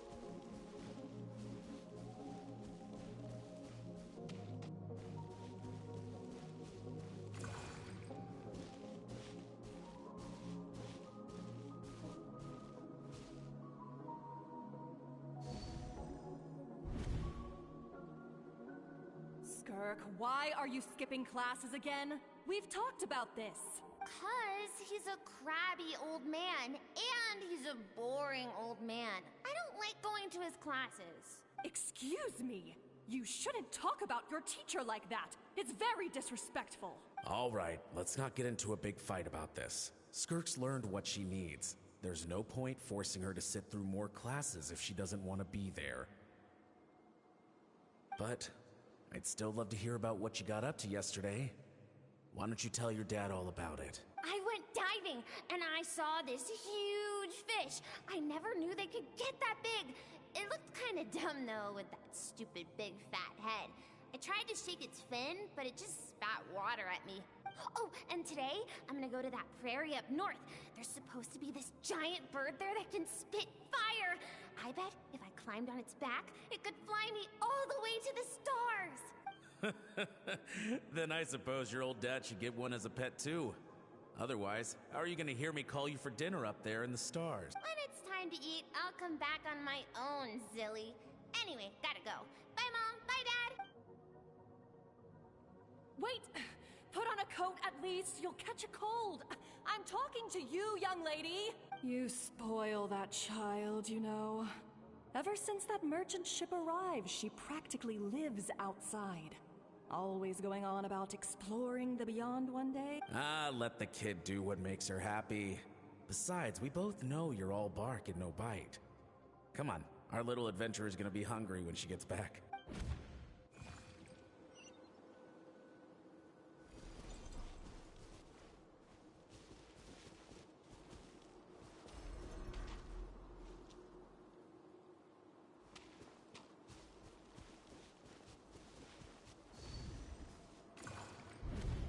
The stars shimmer high above. But what lies beyond the stars? Mountains as far as the eye can see? An endless snowy plain? Or maybe buildings taller than the sky, like the people from the merchant ship said? I can't be the only one asking these questions. The universe is fascinating. If only I could meet some other people like me. We could set sail together and explore every corner of the world. I'm sick of being a kid. There's so many amazing things out there, and I'm ready to... But for now, I'm starving. Better get back.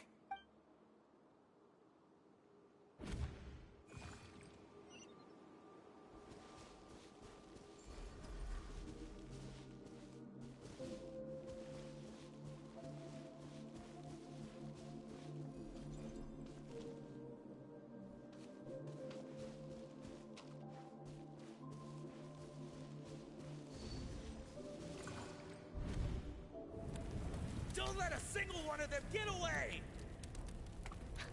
No, please, spare the children! Stay back! They're coming! Run! Help! Eliminate the threat. Take them down. Don't be scared. Help! This way! We'll never make it! Fire. There's fire everywhere. What happened? I told you we shouldn't have trusted these outsiders!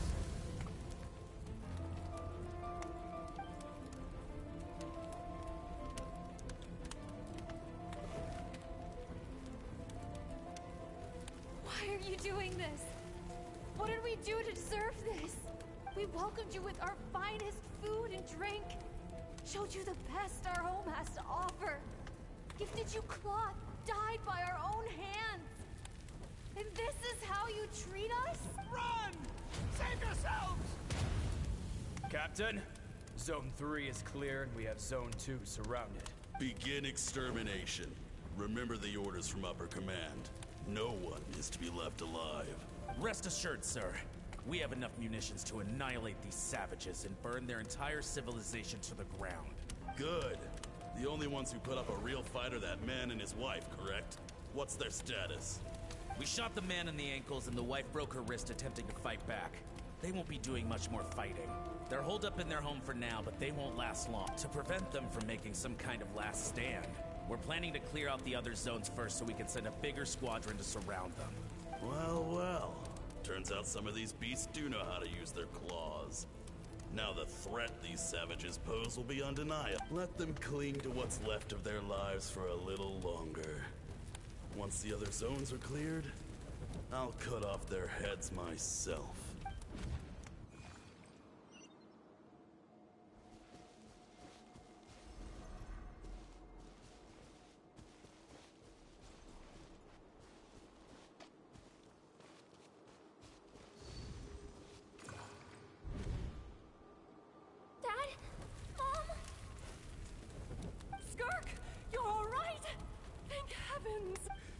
So happy to see you, sweet girl. But you need to go. What happened? You're bleeding. This is the place. Alert all units. Prepare to surround. Run, Skirk! Run as far away as you can. Don't trust anyone. Your dad and I, we're not afraid to stare death in the face, but we need you to survive. My clever girl, so curious. You're already so brave. I know you're going to grow up to be such a positive light in this world. Whenever you miss us, just play this song. Remember, life is a gift. Don't let darkness claim it. Break down the door! Look what we have here. A savage that can pluck a tune. Well, the show's over.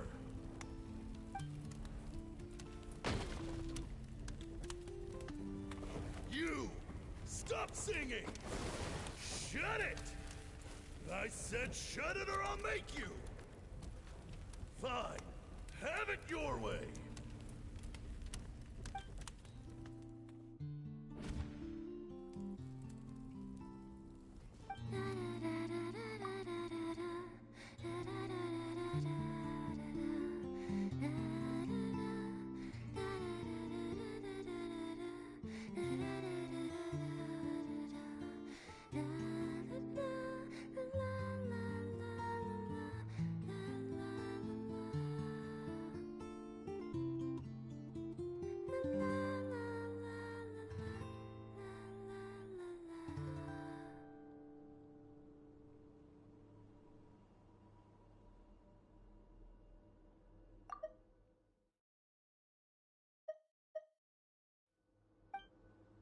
Oh, you're awake?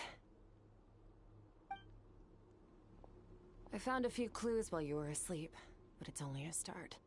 Now, time for the second stage of your training. This time, the focus is elemental energy. Come find me when you're ready to begin.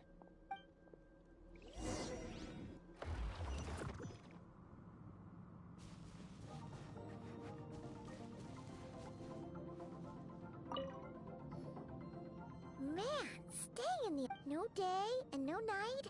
It's like time hardly exists.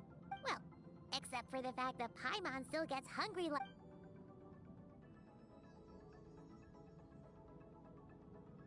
The way I see it, the pursuit of power is divided into 3 stages.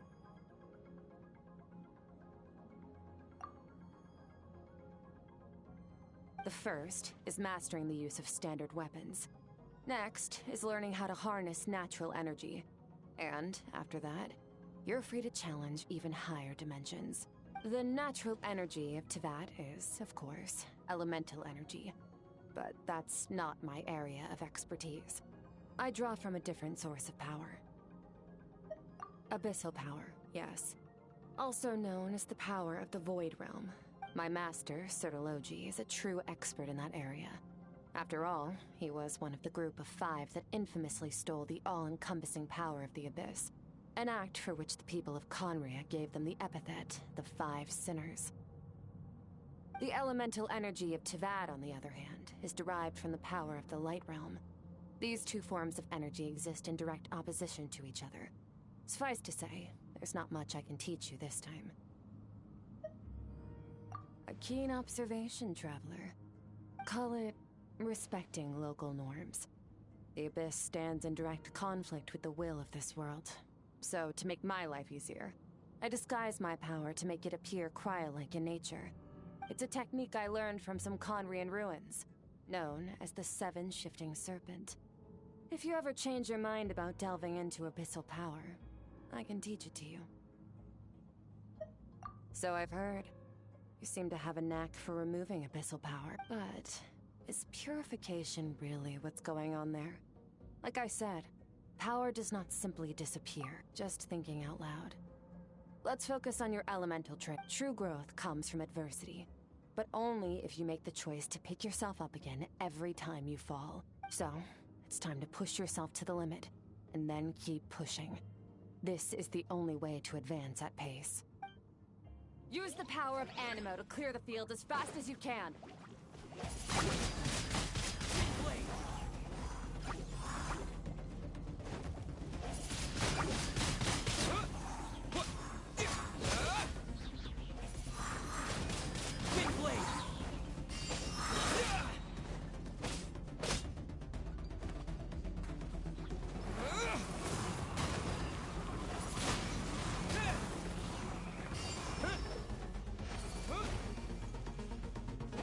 Observe your surroundings. Look for things you can use to tilt the scales of success in your favor.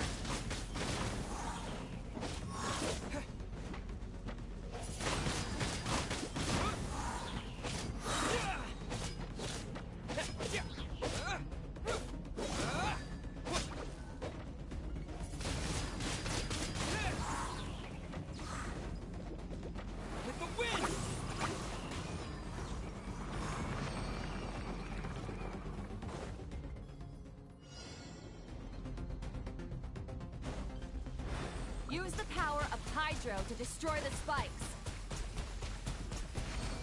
Go! Faster. Don't give them a chance to strike you. You need to be quicker than you were in your dream. You can't afford another injury like that.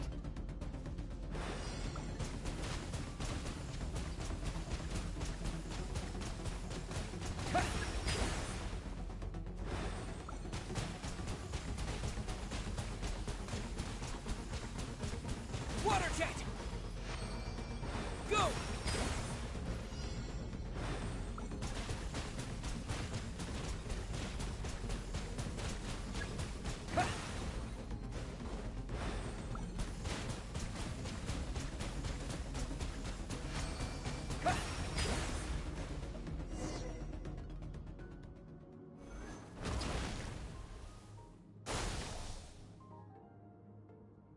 You need to understand what makes you special. The ability to wield elemental energy without a vision and switch between the elements at will. It means your aspirations need no approval from the gods. Your power is not bound by the rules of this world. So be bold. Do not be afraid to chart your own path.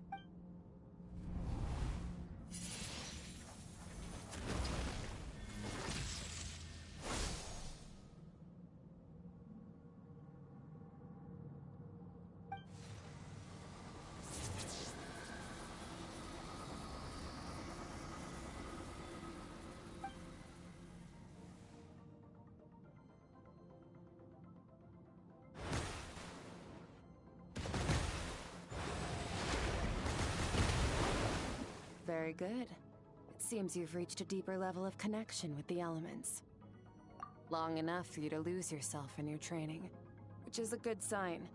Relentless practice with the elements has drained all your strength, but it's also get some rest.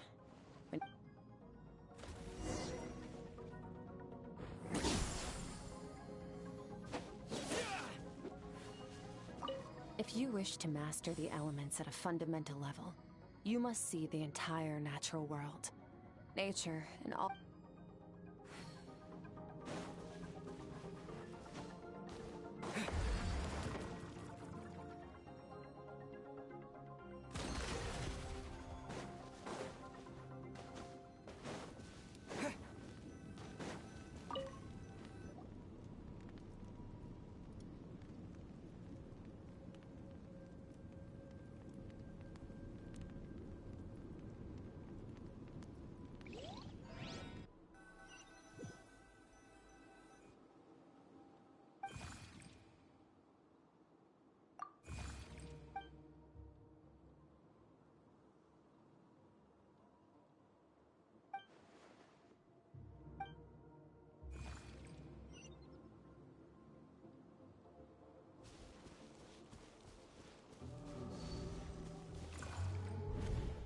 What is the secret to power? Longing, hatred, self-preservation. No, it is fear. The fear of losing those you love. The fear of watching your home burn. Fear of loneliness. Fear of death. Fear is the source of evolution. It forces humanity to adapt to their environment and overcome hardship.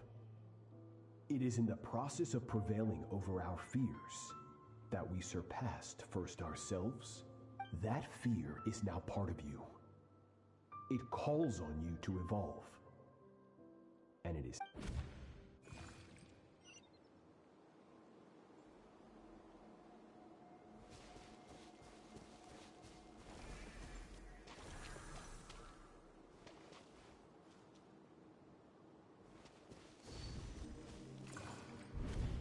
Any minute spent missing home is a minute wasted.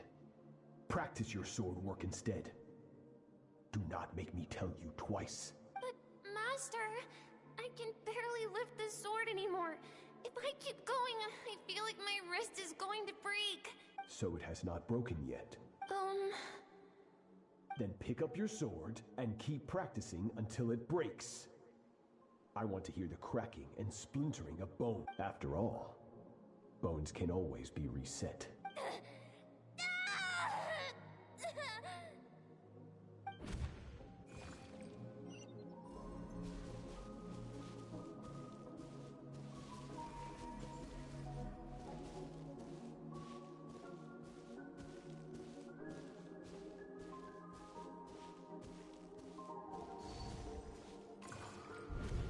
Good, Skirk. Once again, you survived. How do you feel? Cold. These are signs that you are adapting to the abyss. Each time the flesh is torn and the spirit crushed, each time you claw back, I now understand why these people sought to destroy your homeland. Your potential goes beyond even what I could have anticipated. But you still have much to learn in your pursuit of strength. Your mind is rife with distractions. You must learn to shut out all the pointless emotion, crush the self that makes you weak, and become master over your fist. Get up, Skirk. Wipe the blood off your face. Cut away the rotten parts of your flesh, and mend what is broken. Then take up your sword. Yes, Master.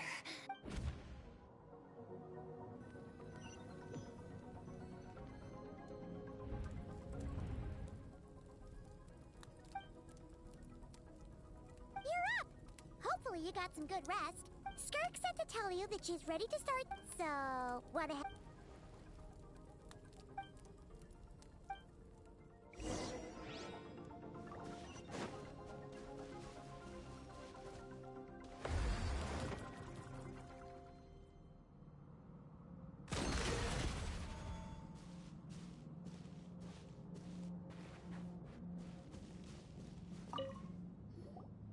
From your training so far, you have gained a better command of the sword.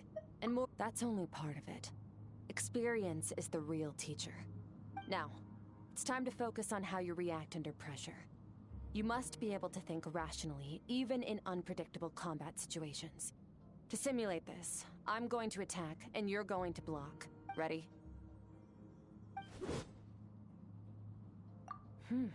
Not bad. That defensive's just like your sister. That reminds me. You still don't know what happened to her, do you? Hey, no fair! That's cheating! You think every opponent has the same moral code as you? You can denounce their deplorable methods all you want, but only if you lose. Strong emotions will always arise in combat. Anxiety, anger, fear. But a true warrior is never at their whim. Only when you are free from the influence of emotion can you make the— How amusing. Almost sounds like you think you know me, but you don't. You can choose your own path. We are not the same. Let's begin. Try to use reason over emotion. Make the most rush. This is your final training session. Look alive. Same drill as before, but this time I'm going to interfere. Hold your focus. Yeah. Water jet! Yeah, yeah! Water jet!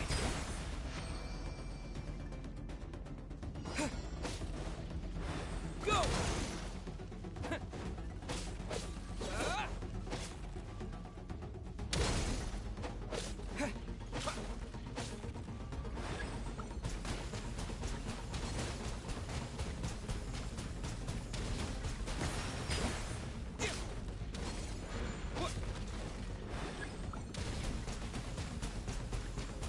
Water jet!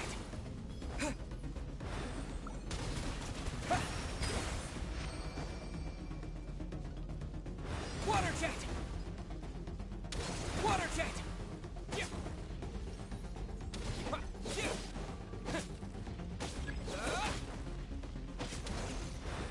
Water jet! Go!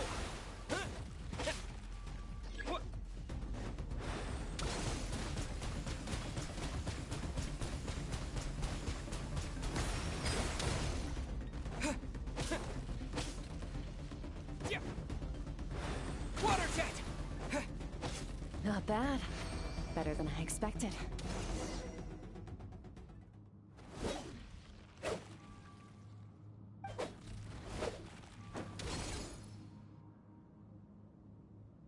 You're getting the hang of it. The first step to controlling your emotions is controlling your mind. You want a unified train of thought.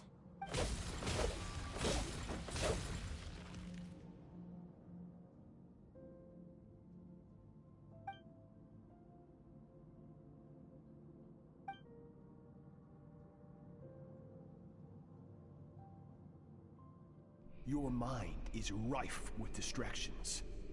From now on, I shall show no mercy. You must learn to shut out all the pointless emotion. Crush the self that makes you weak. And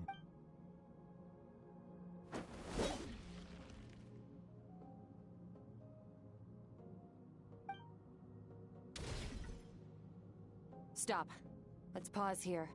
One look, and I can tell your mind has wandered. That's to be expected. There's a limit to how long a human being can concentrate on one thing. Staying calm and focused sounds simple in theory, but in practice.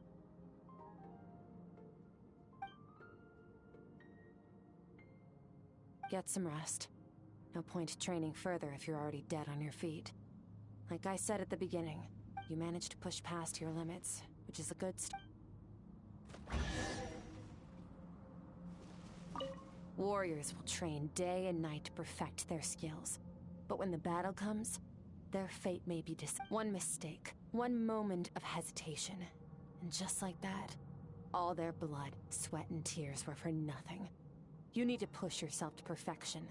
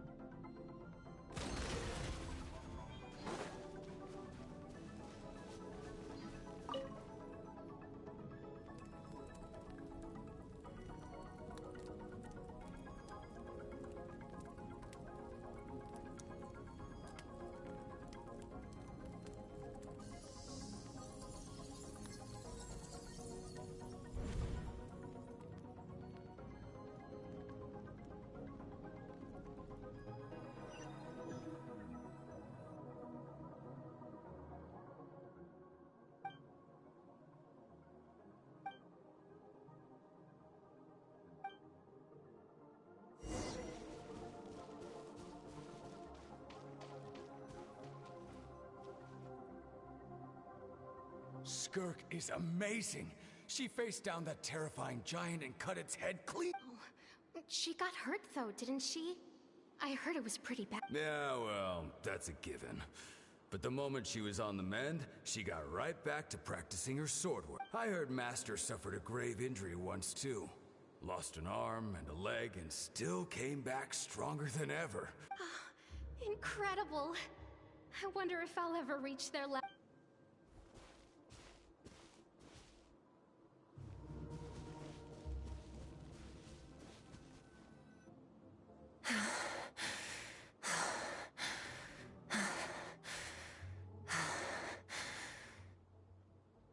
Pathetic. You're not even trying. You're so much weaker than you think. Skirk, have you become a positive light in this world?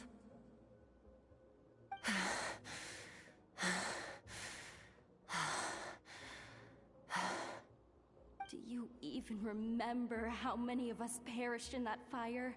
How many bodies were left to rot on the scorched earth? Yet you alone live on.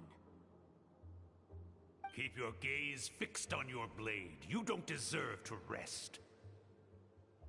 I have so many questions. I just want to jump in a spaceship, explore the whole universe, and get answers from the stars. I just need to wait till I'm grown up. Then, I can do anything. Now, you must bid farewell to who you were in the past, and become someone stronger. Run! Skirk! Run!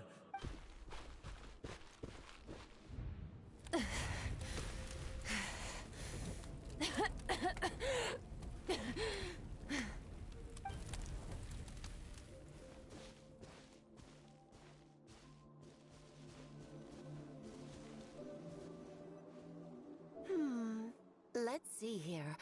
First things first, you need a new identity. Going around telling people you're from somewhere beyond the stars won't do, now will it? How about saying you hail from beneath the earth instead? As the Conrian saying goes, venturing out into the universe and down into the abyss are the same in that both are braving the dark unknown. Well, I'm a visitor on this planet, so I'll follow the rules. Ah, splendid. That saves me quite a bit of trouble. Let me offer you a piece of advice in return, although it might not be what you want to hear. I know the pursuit of strength is important to you, but taking a moment for yourself every once in a while is never a bad idea. Ignore her existence for too long, and there will come a day when you can no longer hear her voice.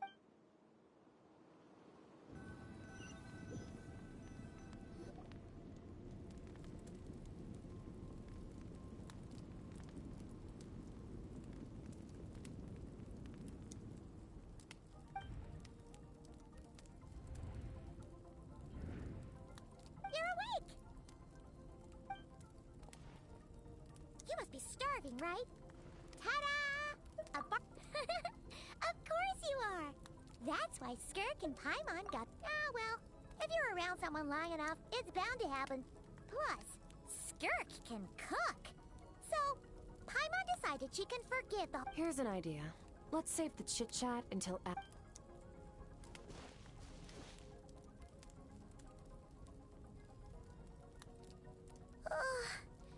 Okay. It's Paimon's turn to sleep now. Wake her up when it's time to go.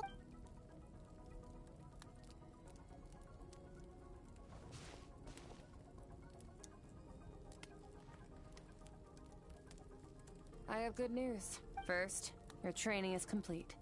You have what it takes to wield immense power. Now it's just a matter of putting it into practice. Continue to learn. Second, I've located the culprit we've been searching for. Next, we just need to retrieve the missing part of your soul, and our business will be When Ajax trained with me, he once told me he was bursting with questions. So I allowed him to ask me 3 of them before you and I might never meet again, traveler. So if there's anything you want to ask me, now's your opportunity. Just like Ajax, I'll answer 3 of your questions. Okay, not the angle I was expecting. What makes you ask that?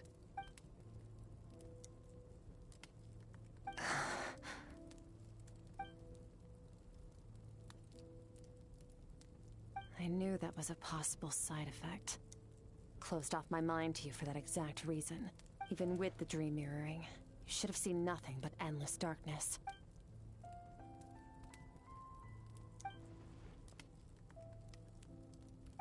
whatever.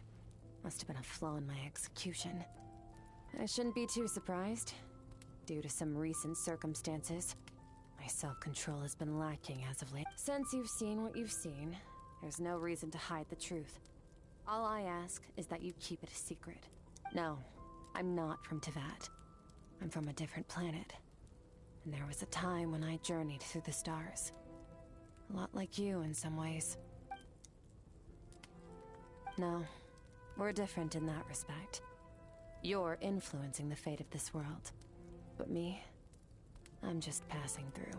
Several hundred years ago, my master, Sertologi, opened the border between worlds and sent me here. But this is not my home. And one day, I'll return to the vast unknown of space. So, there you have it. On to your second question.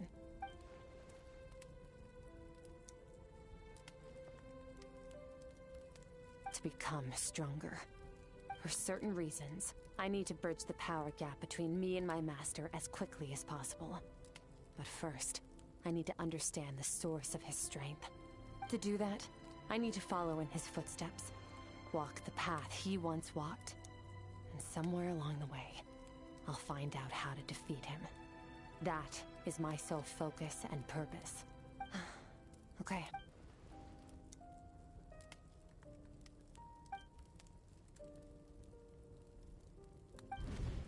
You make it sound so easy. Ever since the incident I experienced, but it's been years now, and I've... Well... Ajax. His situation is different than yours. Before you ever crossed paths with me, you'd already encountered many formidable people. Studied. So, during your training, all I had to do was build upon that foundation. But Ajax was so young when he came to me. Complete children can't help but imitate their role models.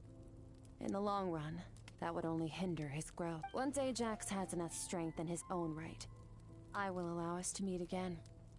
Until then, let that motivate him to reach his full potential.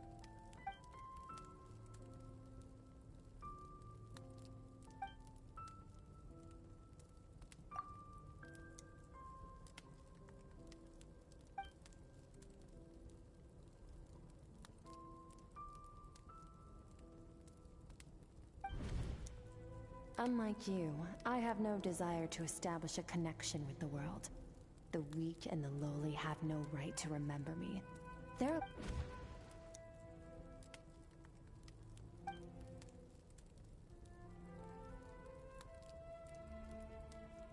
Wake up your companion. It's time to go. Oh, and everything I just told you. Best keep it a secret from... Time to go. Oh, finally. Where are we at?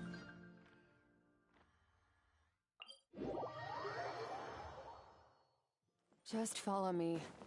I'll open an abyssal rift close to the culprit's location. It will take us to where he's hiding. Obey!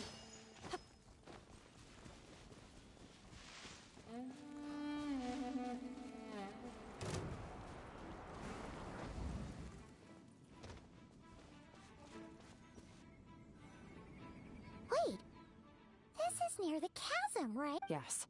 If we enter from here, we'll be able to reach that place from your dream. You have some experience with abyssal domains by now. Don't worry, Paimon's an expert at how... Oh, but, that means... All right. Remember...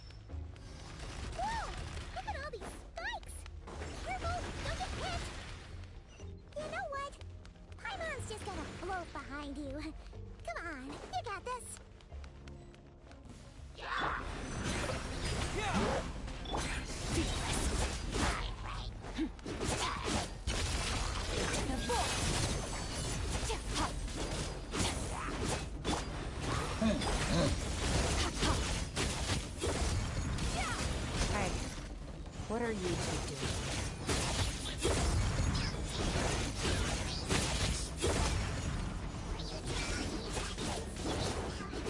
Dusty. Like an abandoned house. Let's press on.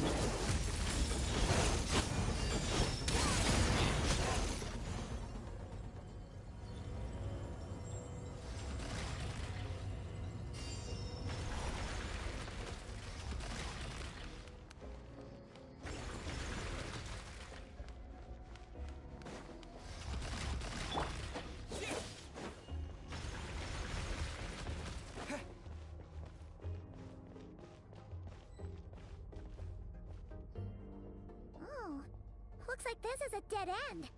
Did we make it to his hiding place?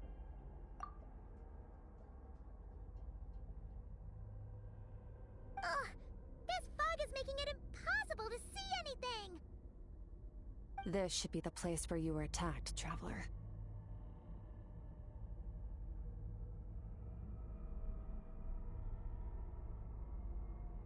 The missing part of your soul should be nearby. Can you sense where it is?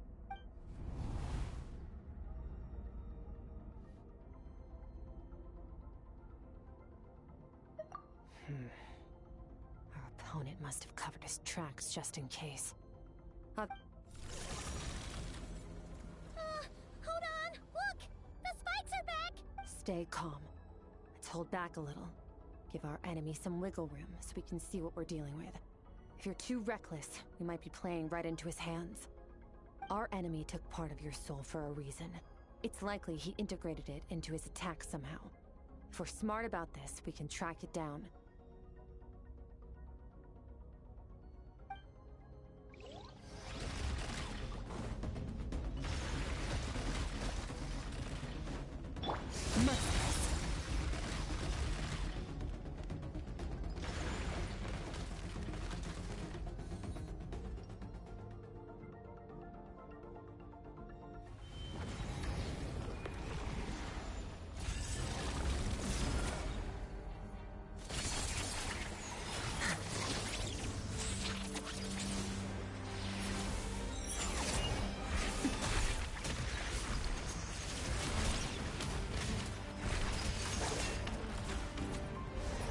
From the start, the attacks have been focused on me. Trying to break through my defenses? I see.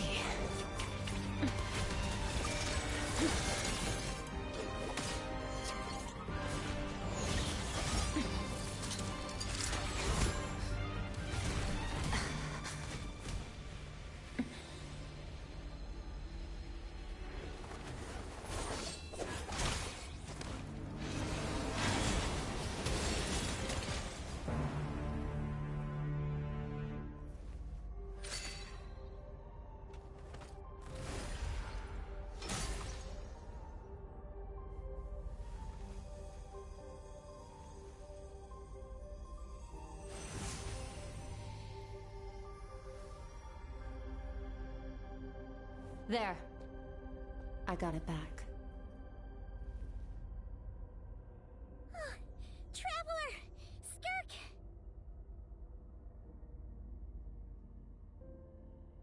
What happened?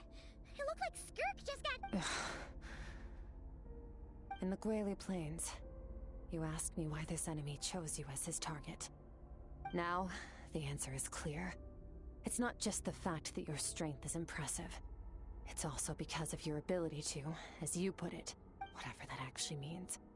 The fact is, that ability allowed him to do something that should have been completely impossible. Namely, break through my defenses and steal my power. No, he couldn't have known I'd come to his domain. He only stole your soul fragment because he knew the value of its power. Call it fate if you want. I believe that's the term they use in this world for arbitrary coincidences like this. In any case, it works to our advantage. Once I realized what he was using that power for, it gave me the chance. I'll cope. Well, done gorging? Good. Time to answer some questions. How did you get the power of the all-devouring narwhal? The all-devouring narwhal? Oh, of course! Paimon knew that spike that— I highly doubt you acquired that power through your own strength. Tell me I'm wrong. You're desperate enough to scour the land for god remains and whatever vestiges of power you can find. That alone proves you wouldn't be able to defeat a creature like that. Which leaves one possibility. You know my master, the Foul, Sertologi. The Foul? Who dares call him foul?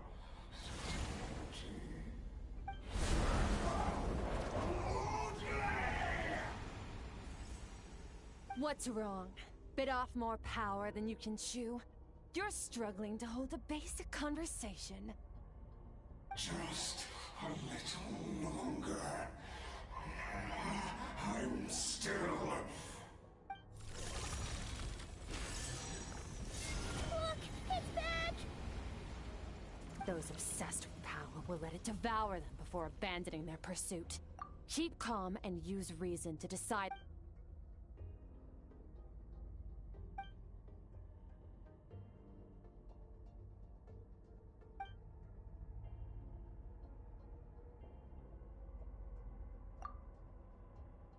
Wise decision. Final victory doesn't always come after a single battle. You've got your soul fragment back, so we both got what we came for. Let the enemy draw breath while he can. It won't be for long. Get us out of here, Traveler. You'll need to lead the way this time.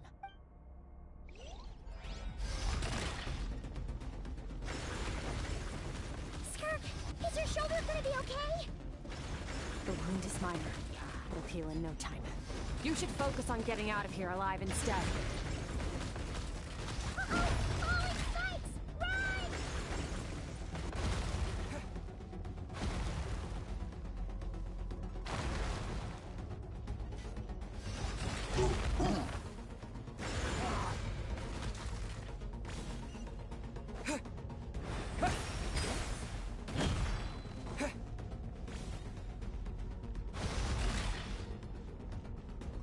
Watch out!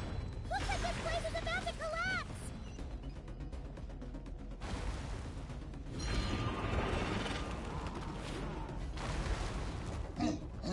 So, this guy's power has something to do with the all-devouring narwhal.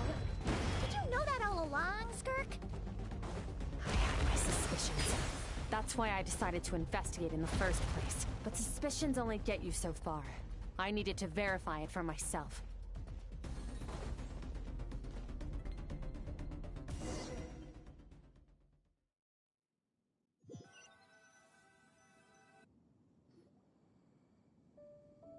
Phew. Oh, I no longer sense his presence. Can't have followed us out. Weaklings like him will find that my power is not so easily controlled. To digest it. You seem surprised. I suppose that's fair. You've seen but a fraction of what that whale is capable of. That gaping maw could swallow a planet whole. It's called the all-devouring narwhal for a reason. Devouring is what it does best. It can extract power from anything, dead or alive, as long as it manages to make physical contact. yeah. When we had our run-in with that thing, never let— Your dragon friend recognized the nature of its abilities and used the power of Hydro to protect you. That worked because it was in a satiated state, so it was somewhat a different story when it has no more power to feed off of. That's when its true voracious nature kicks in. It could devour everything on the planet in that state, which is why I cast it into that void space. But I hadn't counted on there being anyone left on this planet capable of wielding its power. To me, that says he must have encountered the whale a long time ago. Exactly. It told me everything I needed to know. Hence why I believe that brings our transaction to an end. Now that you're whole again, you can get back to your own journey. I'll handle— No way! We can't leave now! Something was stolen from you. This isn't my first taste of failure or losing power. But what if that monster finds— Plus, how are you gonna get home? It's not like you can just go swoosh and open a door to the abyss again. Now, so, sticking with us for the time being doesn't sound so bad, does it? Fair enough. Then take this. A bag of Mora. Nothing in this world is free. I'll leave the planning to you. Hurry. We should take Skirk somewhere she can rest. But where?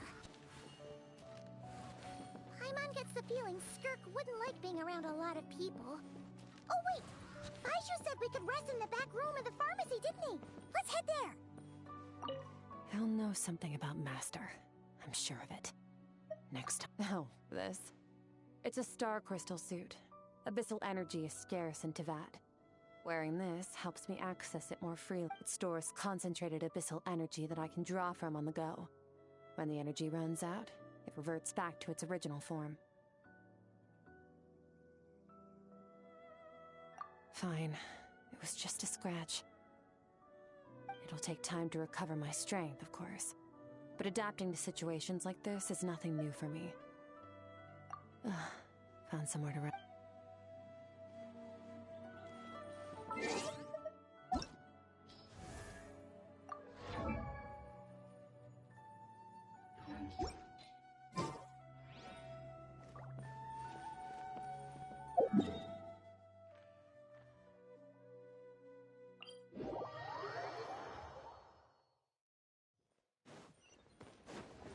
We're way behind schedule.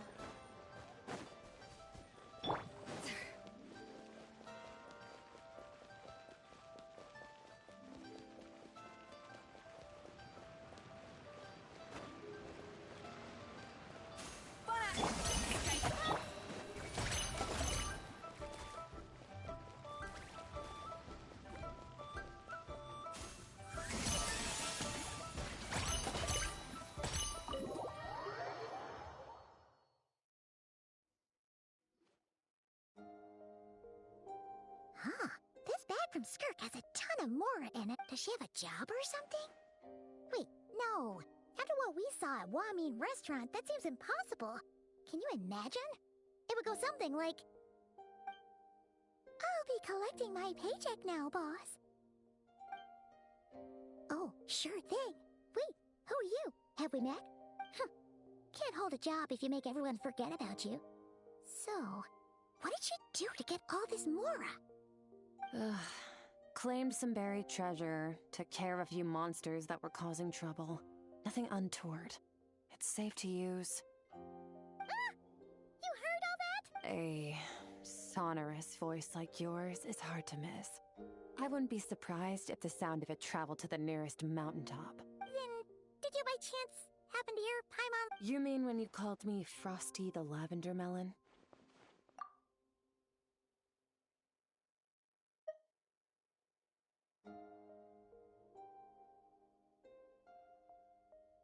No, sorry. Paimon totally misspoke just now. She didn't say that at all. It was, a Paimon lookalike. Yeah, she's a piece of work, that one. Always impersonating Paimon and giving people weird nicknames. Okay, fine. The truth is, Paimon didn't like you all that much at the start. But things are different now. You helped the Traveler in a big way, so... What do you say? Friends? I noticed there was only one bed. Go ahead and get... Wait, what about... I don't get tired, and I don't need rest. I'm going to practice my sword work. That should help me But your shoulder... Hey, don't just leave! Ah, whatever. Let her tire herself out. She'll come back eventually. Let's get some sleep, Traveler. That comfy bed is...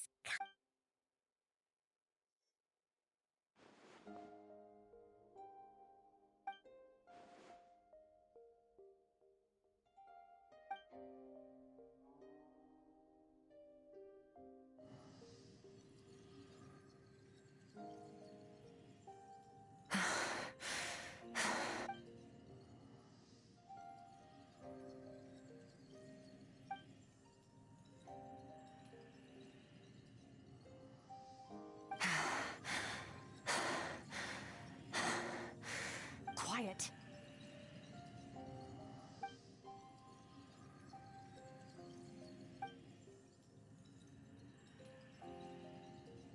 Do you even remember how many of us perished in that fire? How many bodies were left to rot on the scorched earth? Yet you alone live on. Keep your gaze fixed on your blade. You don't deserve to rest. Run, Skirk. Run! Only death awaits us here. Keep running. and don't ever look back.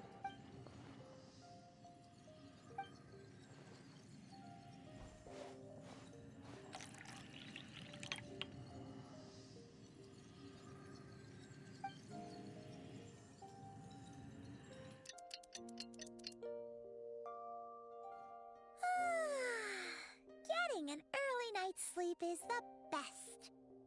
Wait, Skirk? Have you been sitting out here the whole night? The bed's all yours if you want it.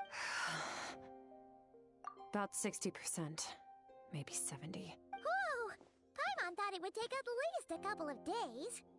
No. Not fast enough. That's 20% less than last time. Same training regimen, same intensity. Nothing felt different, but somehow the outcome fell short. Now, I think the problem's with me. I need to meditate for the next 2 days. Ooh, sounds intense. Thanks.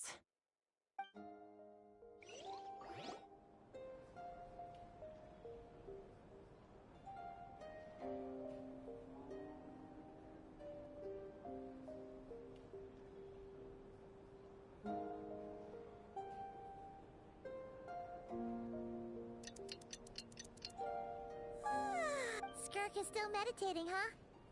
It's been 2 days already. Shouldn't she be awake by now? Paimon can't think of anything we can do to help. Be right back.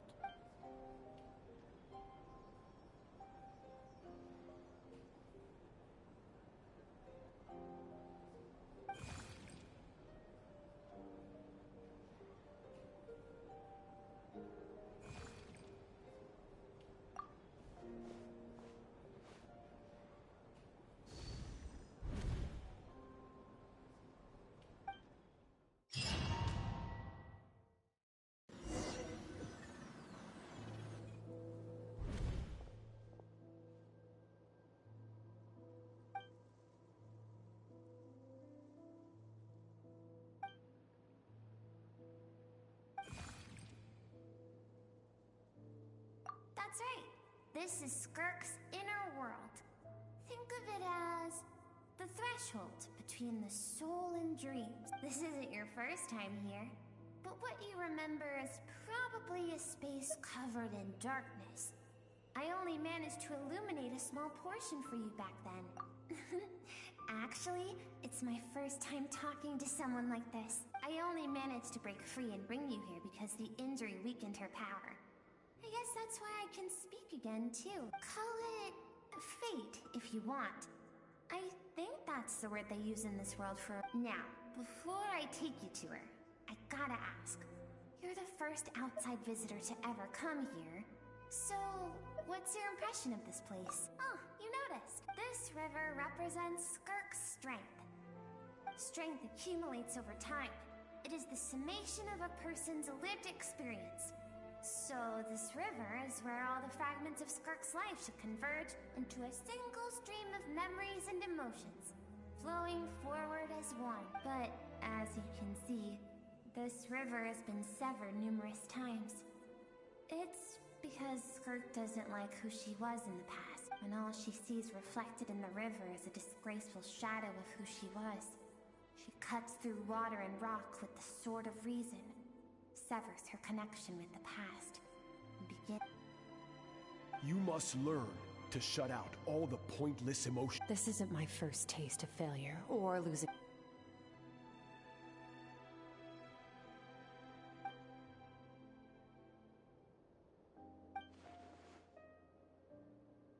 The answer to one mystery invites another question, I see. Let's follow the river upstream. There among the...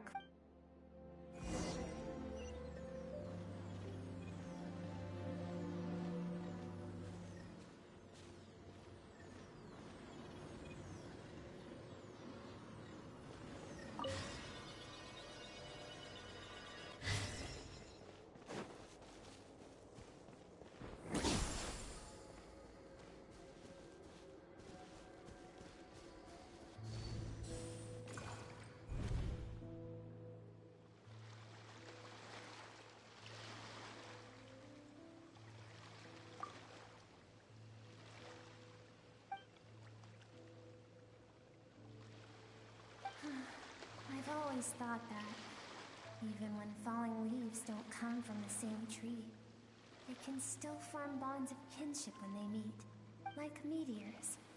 You both made a journey through the stars. Both travelers who have landed on a planet that is not your home. Yet, when she first noticed your presence, although she hesitated for a moment, she still chose to walk away, indifferent as ever.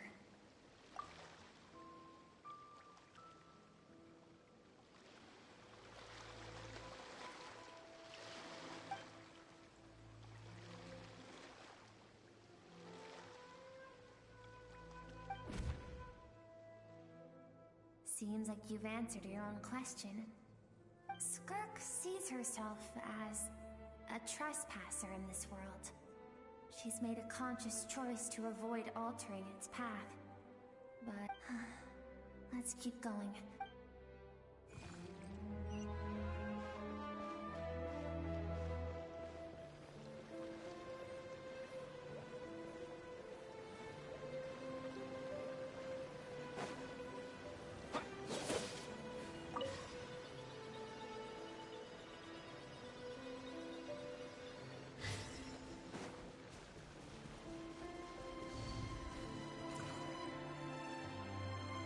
Now have what it takes to wield immense power.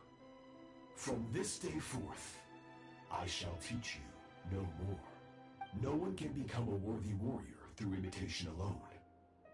I have given you fangs and claws. Now, you must learn to hunt. You wish me to travel the world beyond on my own, Master?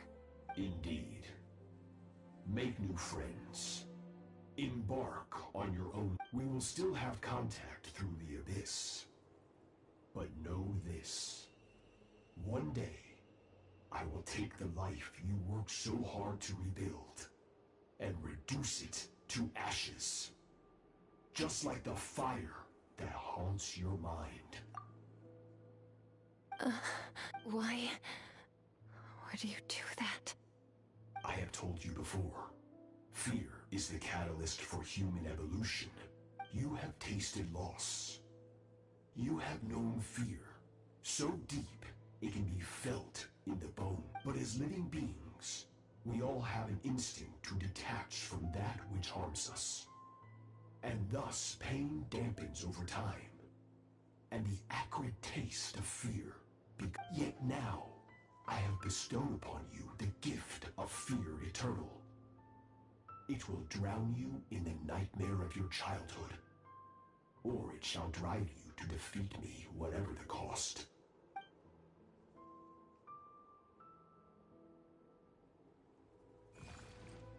That is what Skirk's master, the foul Interlude, looked like at one point in time. Of course, as a higher being, physical form is a triviality to him. He could appear as a beast, a human, or even a monster that defies description. The form you see him in here, clad in abyssal armor,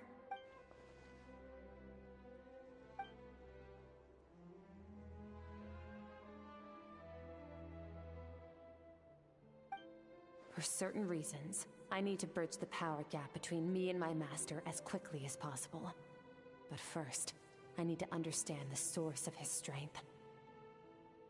To do that, I need to follow in his footsteps. Walk. I'll let you in on a little secret. The real Interlude is terrifying. The scope of his power is impossible to understand until you experience it firsthand. It is absolute. The power. Show.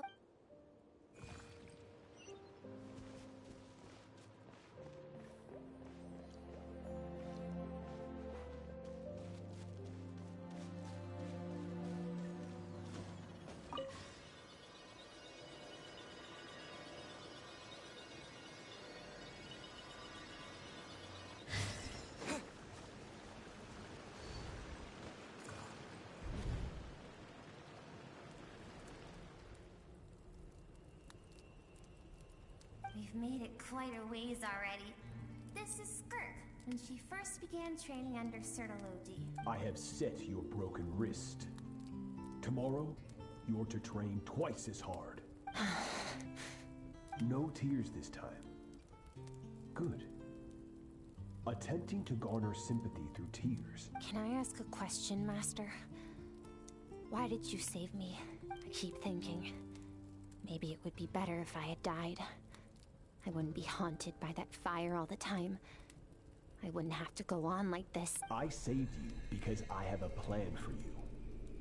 It has been too long since I fought a battle that demanded my full strength, and I hunger for it. Every so-called genius and prodigy I have faced has crumbled like sand underfoot. Before me, even fate bends the knee. So, I will teach you everything I know. Train you by whatever means necessary, in the hope that... But I don't want to draw my sword against you, Master. What you want matters little. Among the boundless sea of stars, the cries of the weak are but faint murmurs that disappear into the void. Yes, Master.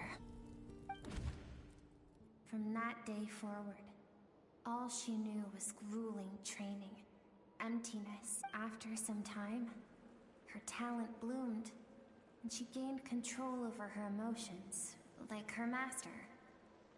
It was not that human emotion disappeared from her heart, but that reason came to dictate all she was allowed to feel. I suppose...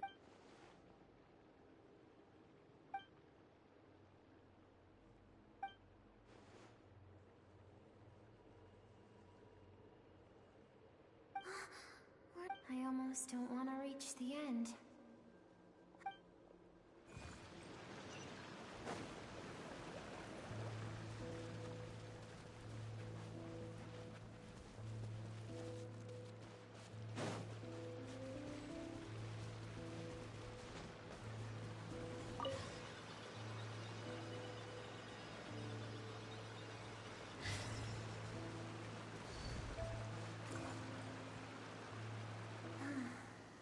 These are Skirk's happiest memories. What a simple and carefree time it was. Wisps of clouds dotted the sky. The sun bathed everything in golden light. And when song filled the air, not even the shyest of flowers could resist swaying along. This is Skirk's homeland. She was so curious about everything as a child. Always skipping school to go exploring instead. There was so much to discover. The treasures at the bottom of the sea. The secrets beyond the stars. And that merchant ship packed with adults wearing those strange clothes. Yes, the ship. That was the beginning of the end. It was a spaceship. When it arrived, the people that disembarked wore smiles on their faces and spoke of friendship. They claimed to be merchants from a neighboring planet, looking to establish trade. Skirk's parents, her relatives, her neighbors, everyone... No one had any idea of what was to come. Several months later, Skirk had skipped school that day, so many times before, so she was not caught in the immediate wave of destruction. But when she came home that day, only fire and ruin awaited her. Countless people cried out to her for help. People she knew and loved. Friends and relatives. The little girl who lived next door. The shop owner with the bad leg. The bad-tempered teacher she had made fun of just that morning. Their lives were discarded like worthless trash as the fire consumed one life. If Interlude hadn't been there in that moment, the fire would have claimed her life too. And there she would have remained, left to rot in the scorched... Because she and her people were seen as a threat. As the initial merchant ship explored the planet, they discovered that it hadn't always had the condition to support life. Yet there was evidence of human activity. Further research revealed that, over time, the people of this planet had evolved the ability to adapt. For that reason, the outsiders viewed them as a potential threat, and decided to eliminate them before the threat could rear its head. And so, the army was called. Senseless, isn't it? Deemed a threat because of a gift they didn't even know they had. Perhaps it was their own. If those with power get to decide good and evil, then all you can trust in is the sword in your hand. And so, before death could claim her, she ran. She ran and never. No one wants to relive their most painful moments. Skirk is waiting over there. Let's go to her. It's time to fulfill my purpose.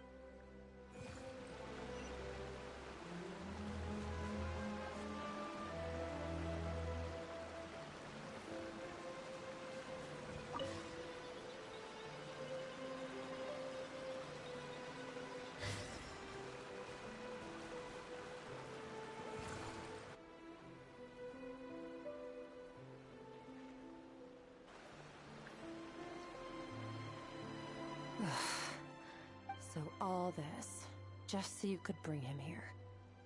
I have things to say to you. Well, to me.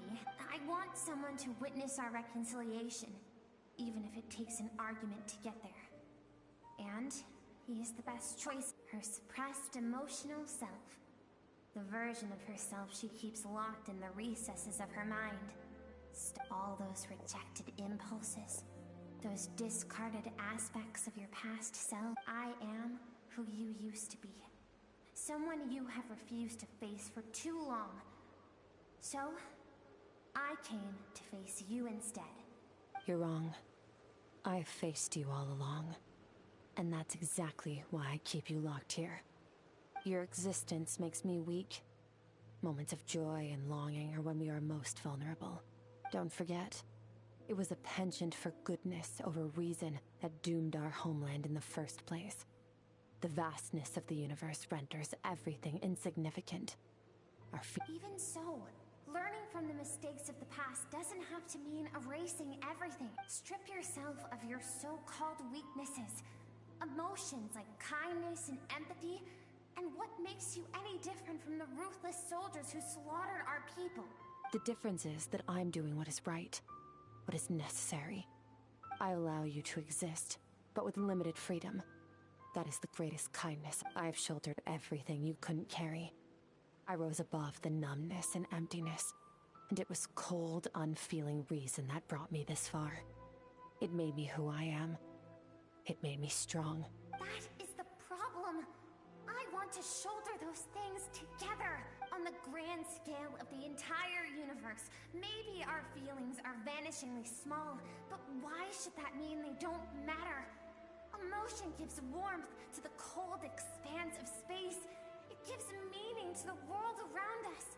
Think back to those nights of gazing at the stars, those afternoons of exploring the unknown. Think back and let them grant you peace. A brief respite from the pressure you put on yourself. That isn't what we need. Exactly what we need! Aren't you curious about why recovering your strength has taken longer than normal this time? Finally, you get to the important part. That is the only answer I came here to find. Then look around. Look at your inner world. You cast aside your dreams and curiosity, and in doing so, you lost your original motivation. You severed all connection to who you used to be, so you can no longer. Now, the only things driving you forward are fear and survivor's guilt. But these cannot take you far enough. And so, this river, the source of your strength, grows more. And you think that means I should seek help from a weak little thing like you?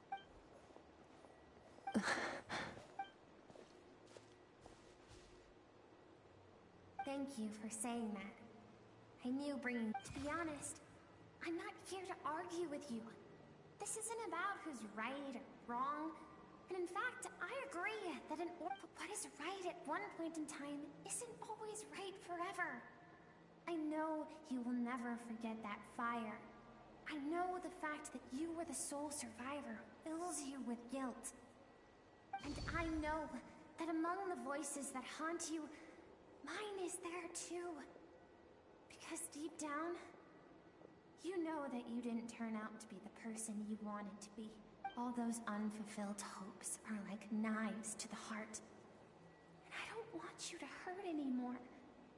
So even if you can't accept me, I hope, at least, that you can let go. I keep thinking, maybe it would be better if I had died.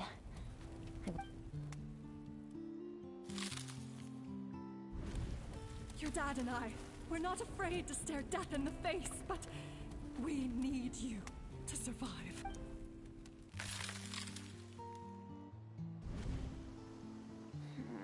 I'm sick of being a kid. There's so many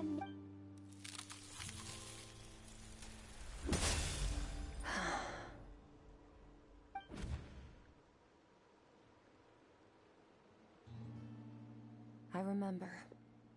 There was a song Mom and Dad always sang when we went out to dancing water.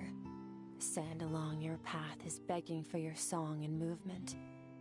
Will you carry this burden with you on your journey? I am not the dancing water, and you are not the burdensome sand.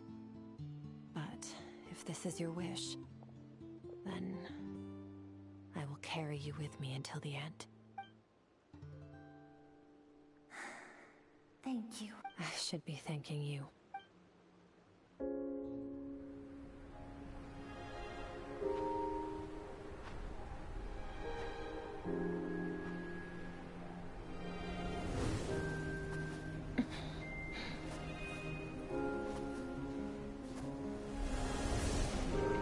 Run, Skirk, run!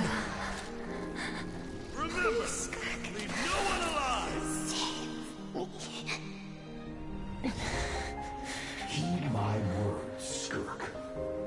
Let fear take root in your soul. Did you survive? Why was it only you? Skirk, did you become a positive light in this world?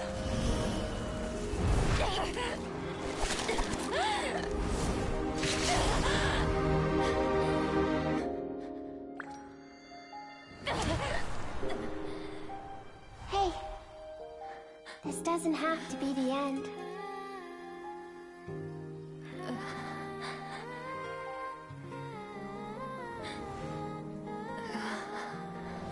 Life is a gift. Don't let darkness claim it.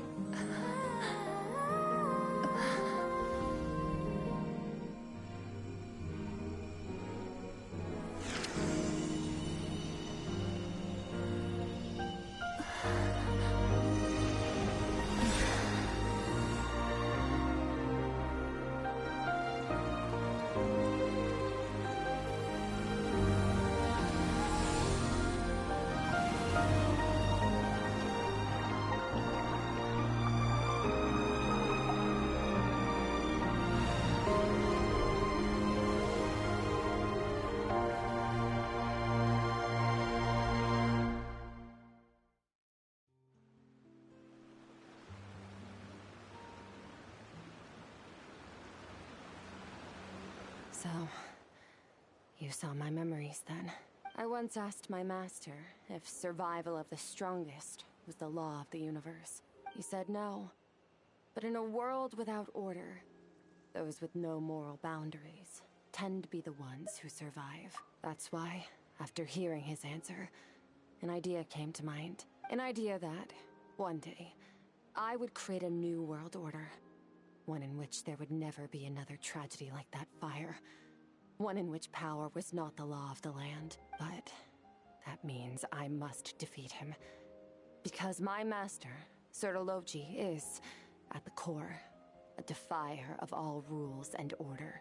Yes, and not just because of the gap in our abilities, but also because I have no reason to see him as an... Although his decision to train me was not made out of kindness, he did everything a master should. He saved my life, taught me the sword and the principle. I know, and it's not something I want. But Master never goes back on his word. I have to treat everything he says as a promise. He's no longer into that, but he sends me messages through the abyss every now and then. Most of them are simple greetings, or an answer to one of my questions. Every time I hear from him, my heart skips a beat. And I wonder if this is the moment where he'll finally appear before me and tear down everything I've built to pieces. Maybe that means I do live in eternal fear, just like he said. Yes, I respect him, but I'm also afraid of him. And for that reason, the pursuit of strength consumes every moment of my life. I don't know what Master has planned, but I have to be ready. Help me? Why? This isn't your fight.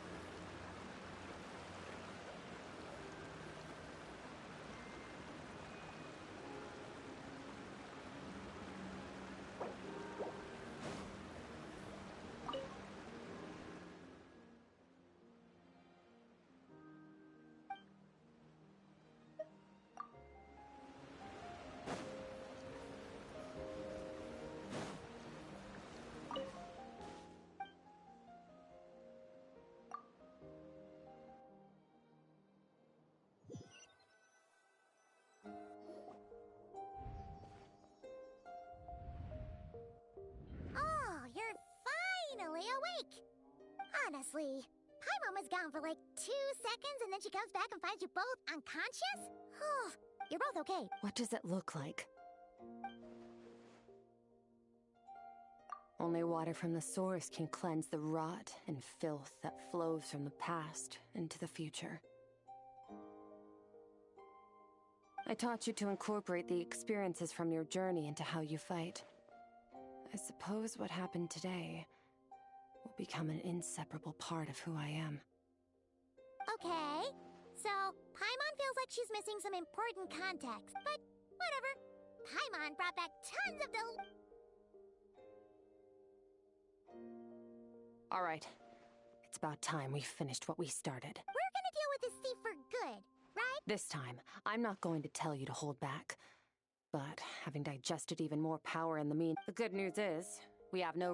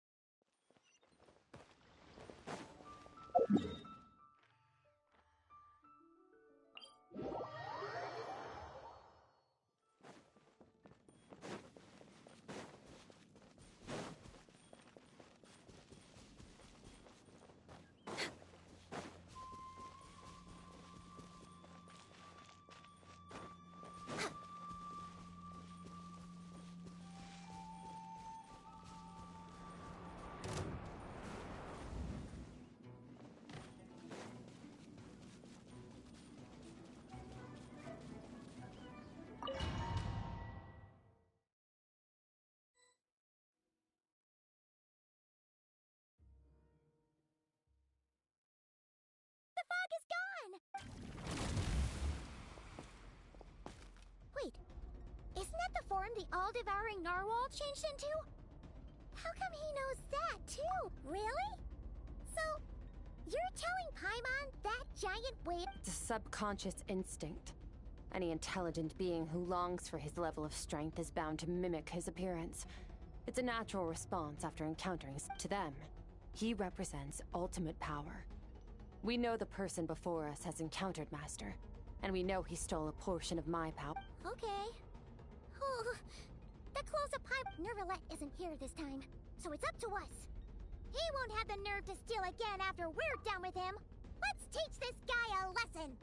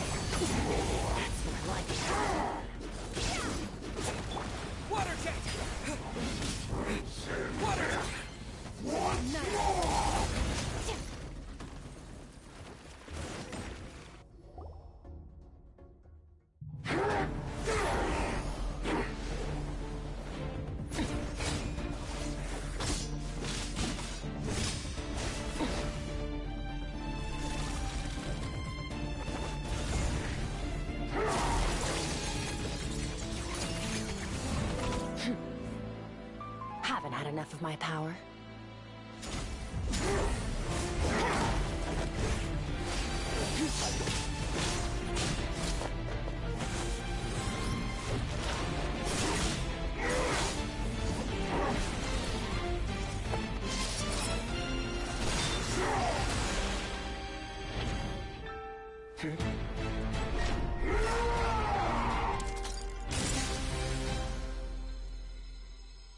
Well then, let's see how much more of this power you can handle.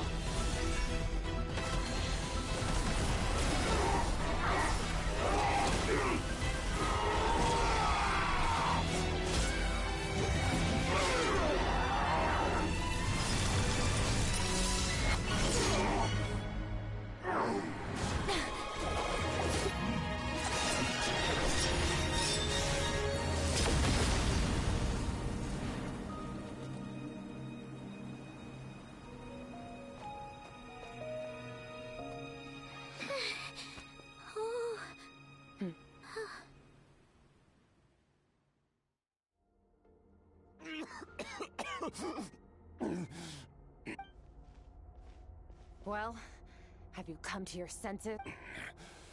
You saw that my body was at its limit. So, such power, such keen battle instinct. Skirk, Sertologi's disciple. How long has it been? How long has he been away from Tevat? Hundreds of years. Hundreds? Sorry, it's a lot to take in. I should introduce myself. I am Skofnungar, a friend. This is the first time I've heard your name, Skirk. But hundreds of years ago. Hundreds? Sounds like you and Master have quite the history. Of course. Might as well take advantage of a clear. I was born into a noble family in Conria. As the eldest son, I was set to inherit our title. But I contracted, and I trained the sword harder than anyone else. Defeated all of my peers. But it was all in vain. When other people looked at me, over time my heart hardened. And I became... We were similar in age, but different in background. He was born in prison, the son of criminals who had been sentenced to death. He spent his childhood wandering the streets, facing more criticism than the literary works in the Universitas Magistrorum. Yet, he always wore a smile on his face, as if kindness and malice were one. I still remember what he said to me when we first met. You need to fight to survive. That does sound like something he was the first to acknowledge that I was worth something. And he inspired me to keep going. When we sparred together, when I was 10, he stole forbidden research materials and managed to cure my illness. It was like there was nothing in this world he couldn't accomplish when it came. But somewhere along the way, I fell behind. My talents were nothing compared to his. And at some point, I realized... After his grand endeavor was successful. This planet no longer holds anything of interest to me, so I'm leaving. But first, I have an offer. I can use a power I have just refined to break the curse of immortality for you. Your death was once what we worked so hard to prevent. But the immortality you now face is a different kind of pain altogether. I'll pass. Immortality doesn't sound so bad to me. Since I can't die, it means I have an infinite amount of time to get stronger. Maybe I'll finally catch up to you one day. Are you sure? I cannot say when I will return. Your body, or rather, your soul, might not be able to withstand this curse. All I can do is try. After all... Wise indeed. Nevertheless, if you grow weary of the pain of immortality, and wish to experience a good sparring match before you wither away, seek out my disciple. Disciple? Nor I. But Vedifenir said I was destined to find a disciple out there in the universe, and bring her to Tibet.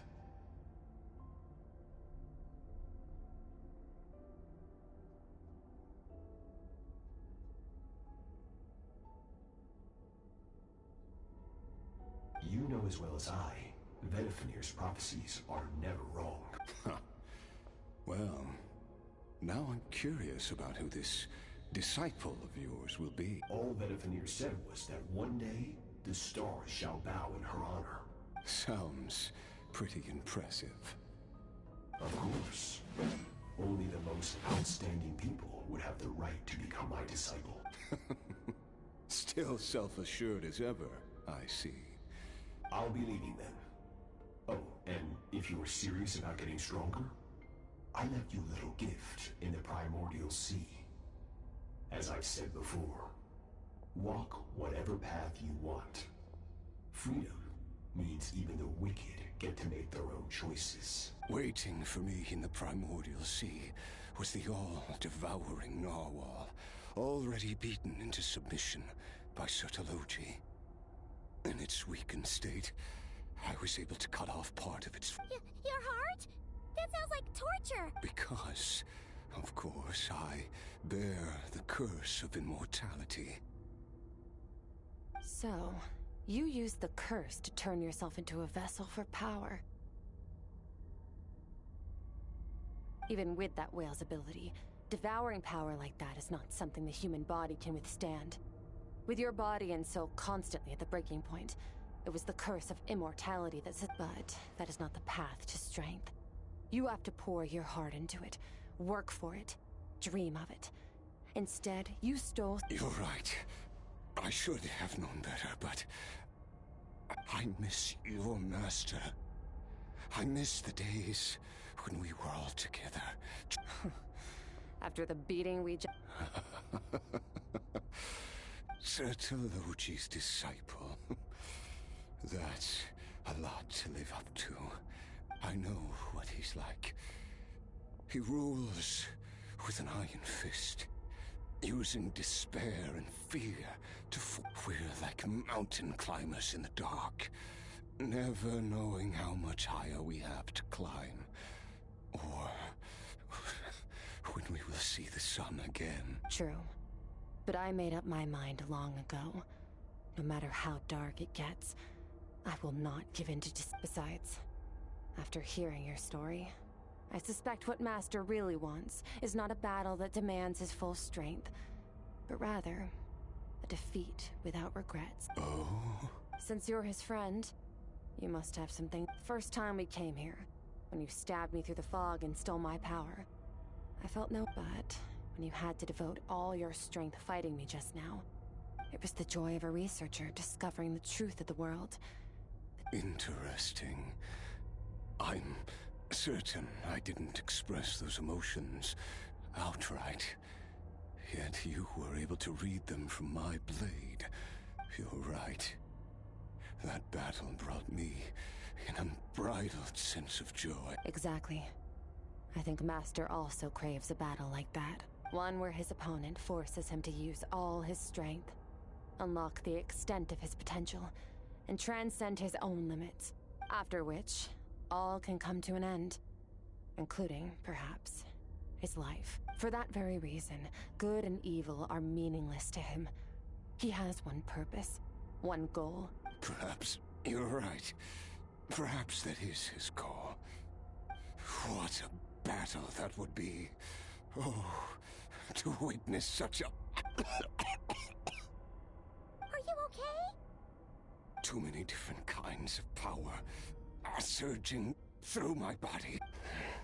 I won't be able to hold on to my sanity. Sertologi once offered to free me from this curse. I can, but not through death, if that's what you were hoping. It's not a suitable punishment for your crime. As an alternative, I can take your consciousness, along with all the power you've consumed, and smash it to pieces. The impurities will dissipate, and under the curse of immortality, your mind and body will regenerate. But it will be a time-consuming and painful process. I accept. I have faith that you'll be able to stand against him if we are climbers in the dark. It appears the dawn has finally broken for me. But your ascent... at least... I will reach the top of this mountain. And you, Skofnunger, will be my witness. At the end of all things. That's finally over. Let's get out of here. Huh! At least we don't have to make a mad dash for the exit like last time.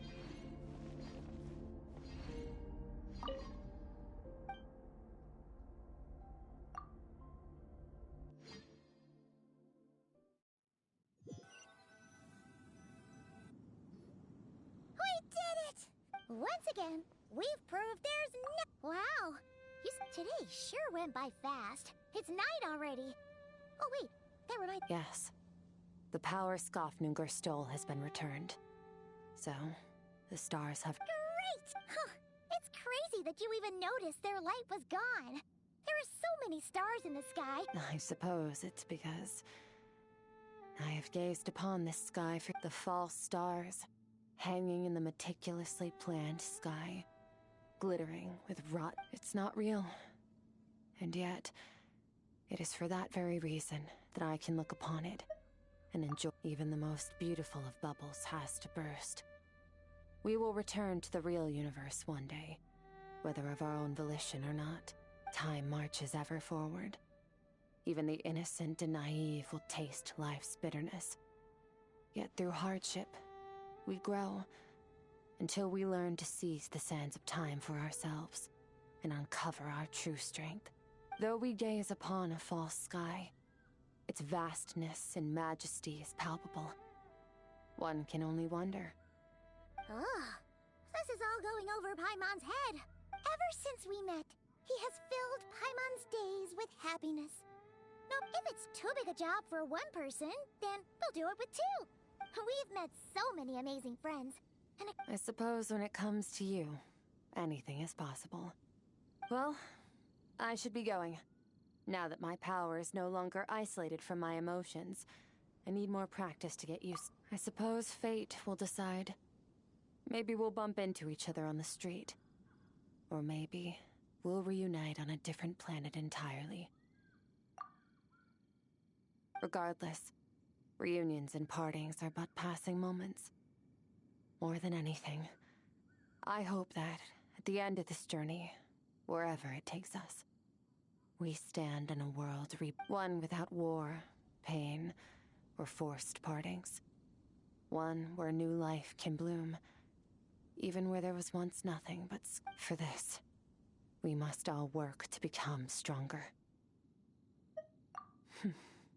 If that's what you want to call me, I won't object. Goodbye. Bye!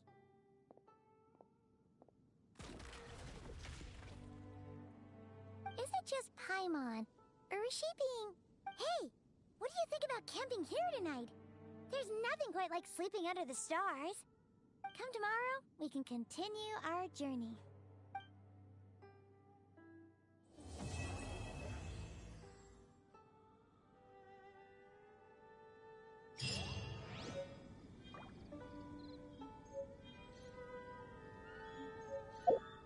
You